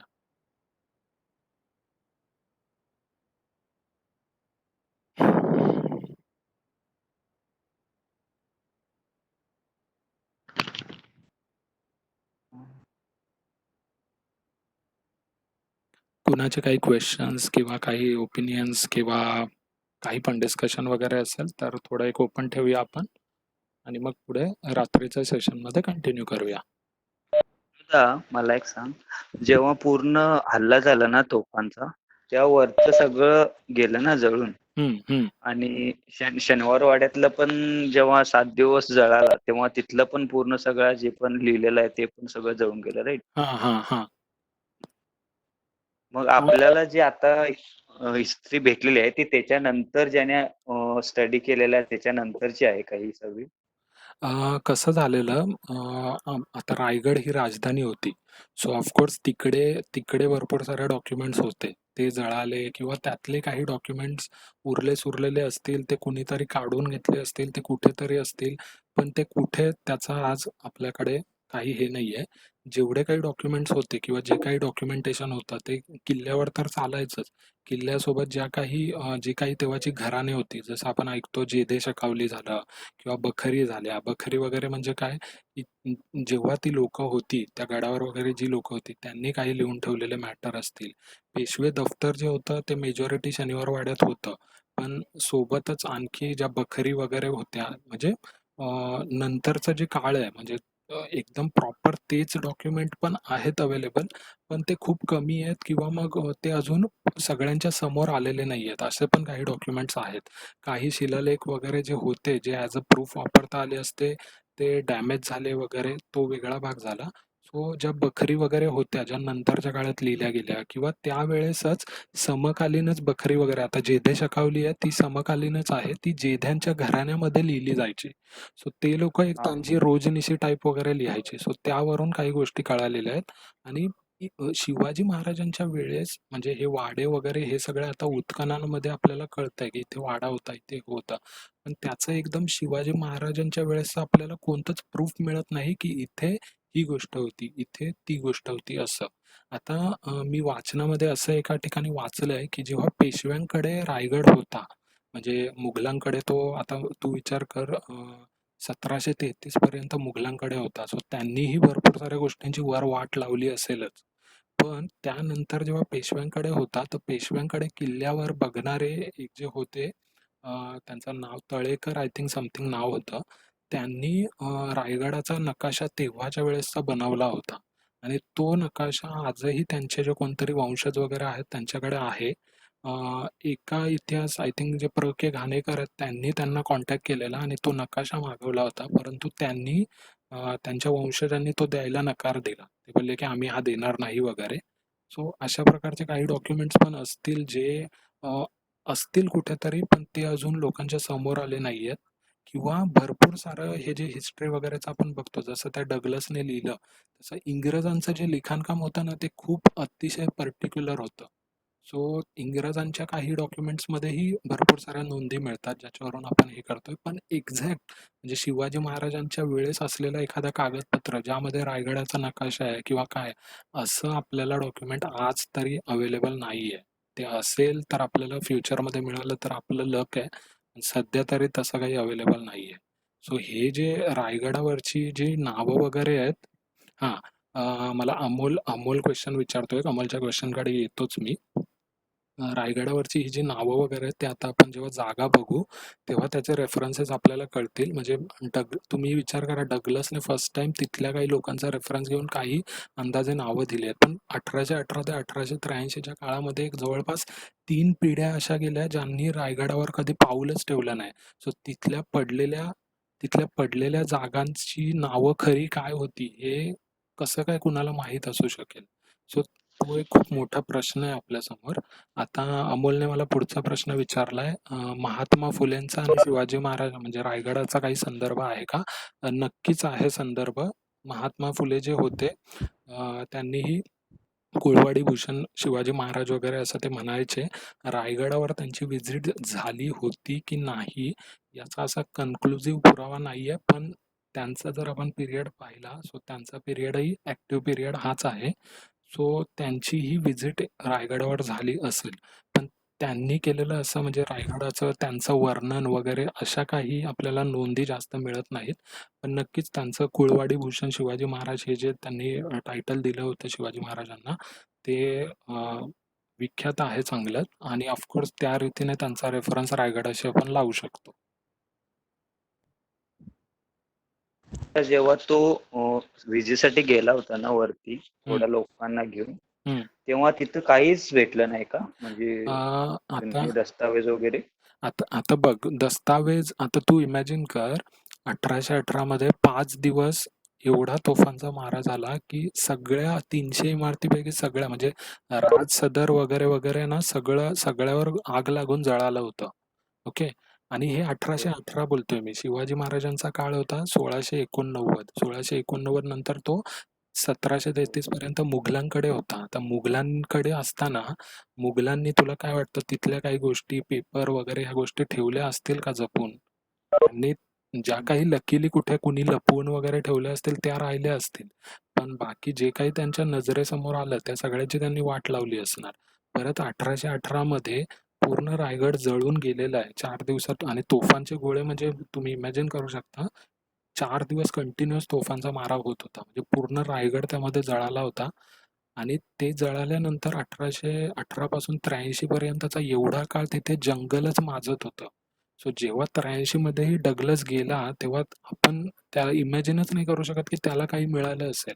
म्हणजे ज्या ज्या बाबांना हा. आम्ही बोललो, ज्या बाबांशी आम्ही बोलत होतो, त्या बाबांशी बोलताना त्यांनी असं सांगितलं की आम्ही जेव्हा लहान होतो, तेव्हा आज जे आपण रायगड बघतो, राज सदर किंवा मग हे सगळे समाधी वगैरे, इथे ढिगाऱ्याच्या ढिगारे होते आणि मोठी मोठी झाडं होती त्या ठिकाणी.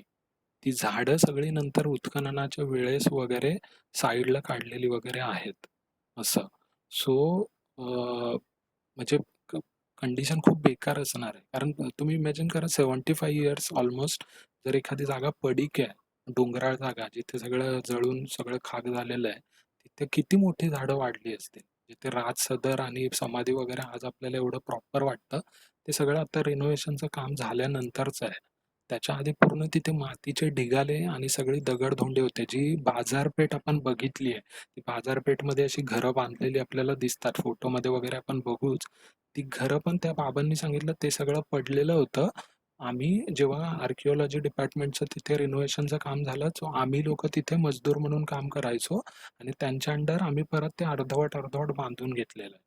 सो म्हणजे रायगडाची अवस्था आज आपण पाहतो त्याच्यापेक्षाही प्रचंड बेकार असणार आहे. माझ्याकडे सिंहासनाच्या चौथऱ्याचा एक 1935 सालचा फोटो आहे. तो मी पुढच्या सेशनमध्ये दाखवेलच. आपण सिंहासनाकडे येऊ तेव्हा. तो फोटो बघून तुम्हाला अंदाज येईल की तिथली कंडिशन किती डाऊन असेल. आज आपण खूप चांगलं पाहतोय. आज भरपूर काम झालेलं आहे, पण त्यावेळेस ती कंडिशन खूप वेगळी असणार आहे. सो ते झालं. मला विशालने आणखी एक क्वेश्चन विचारलाय की महात्मा फुलेंनी शिवाजी महाराजांची समाधी शोधली.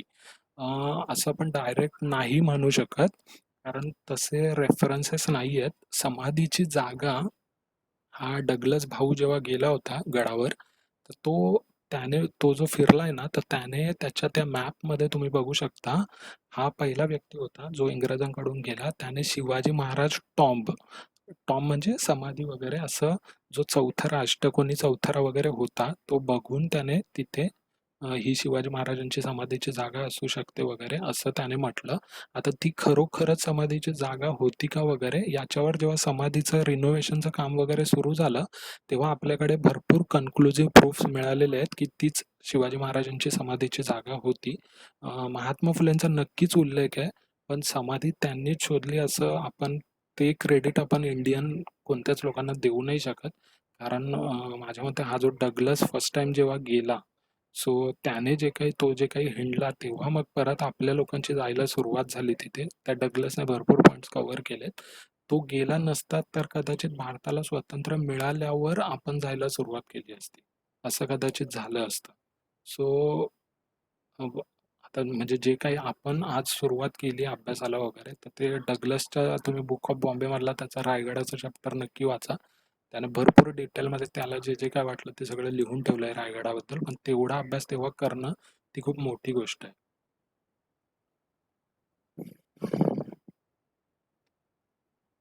आणखी काही क्वेश्चन्स कुणाचे?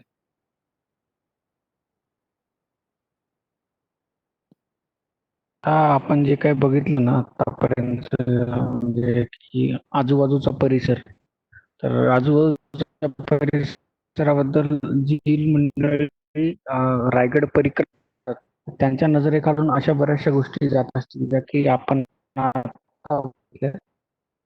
कदाचित अजून काही ना काही बघा त्यांचं आपण नेक्स्ट टाइम ट्राय करूया की रायगड परिक्रमा डोक्यात आणि अजून डॉक्युमेंटेशनच्या बाबतीत की डॉक्युमेंटेशनचा मेन प्रॉब्लेम हा डॉक्युमेंट लिहिल्या गेले सगळे मॅक्झिमम मोडी लिपीमध्ये लिहिले गेलेले बरेचसे डॉक्युमेंट्स. आता आज सुद्धा बऱ्याच लोकांकडे बरीच मोडी लिपीतली त्या काळातली कागद आहेत. संदर्भ लागतो ती लोक तयार डॉक्युमेंट्स द्यायला, कारण ते त्यांना त्यांची संपत्ती मानतात किंवा तिचा सुद्धा रेफरन्स त्या डॉक्युमेंट्स मध्ये त्याच्यामुळे आज द्यायला पाहतात. तर हा पण एक main issue आहे याच्या आपल्या आपल्याकडे चीनचं हे पण एक, तर आता जशी भेटताय तस नवीन नवीन एक लिंक लागत जाते याच्यावर बरीच मंडळी काम करतात. तर तुम्हाला वेळ भेटला तर फेसबुकला जागर इतिहास म्हणून एक फेसबुक क्षेत्रात लिहित आणि त्या काळात लिहित त्याच्यावरती अशा बऱ्याचशा गोष्टी एक मंद लावू करू शकतो की त्यात काय होत. आणि असं आपण पण आपल्या दृष्टीने प्रयत्न केला पाहिजे डॉक्युमेंट्स वाचण्याचा.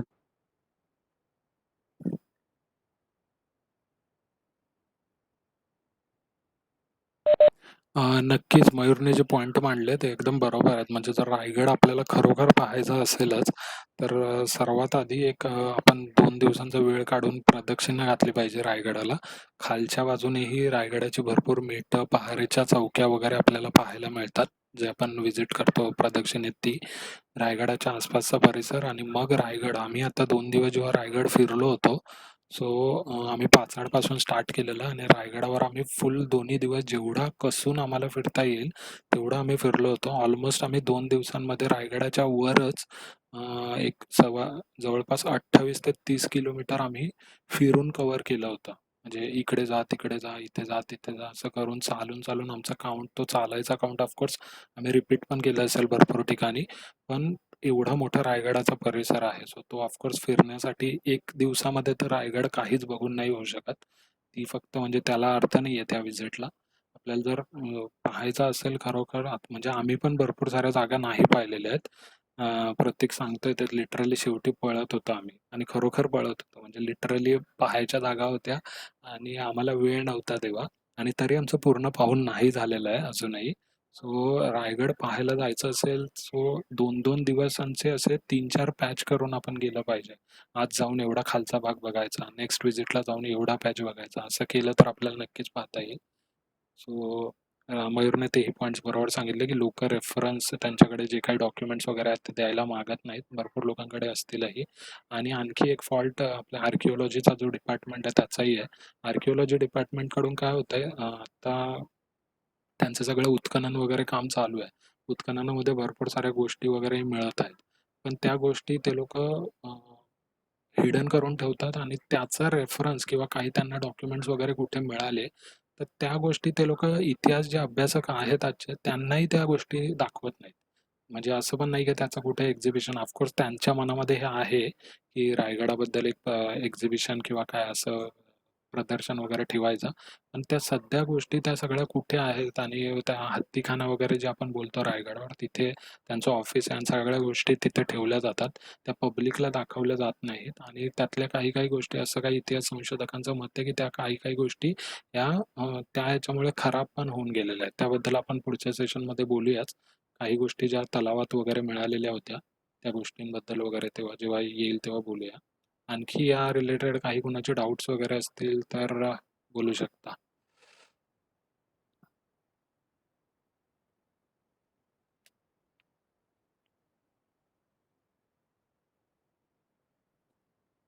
ओके, जर काही नसेल कुणाचं काही तर मग आपण कन्क्लूड करूया.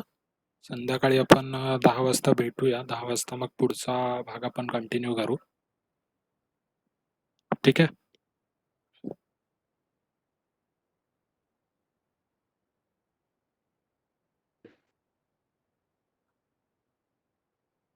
वाइंड अप करू.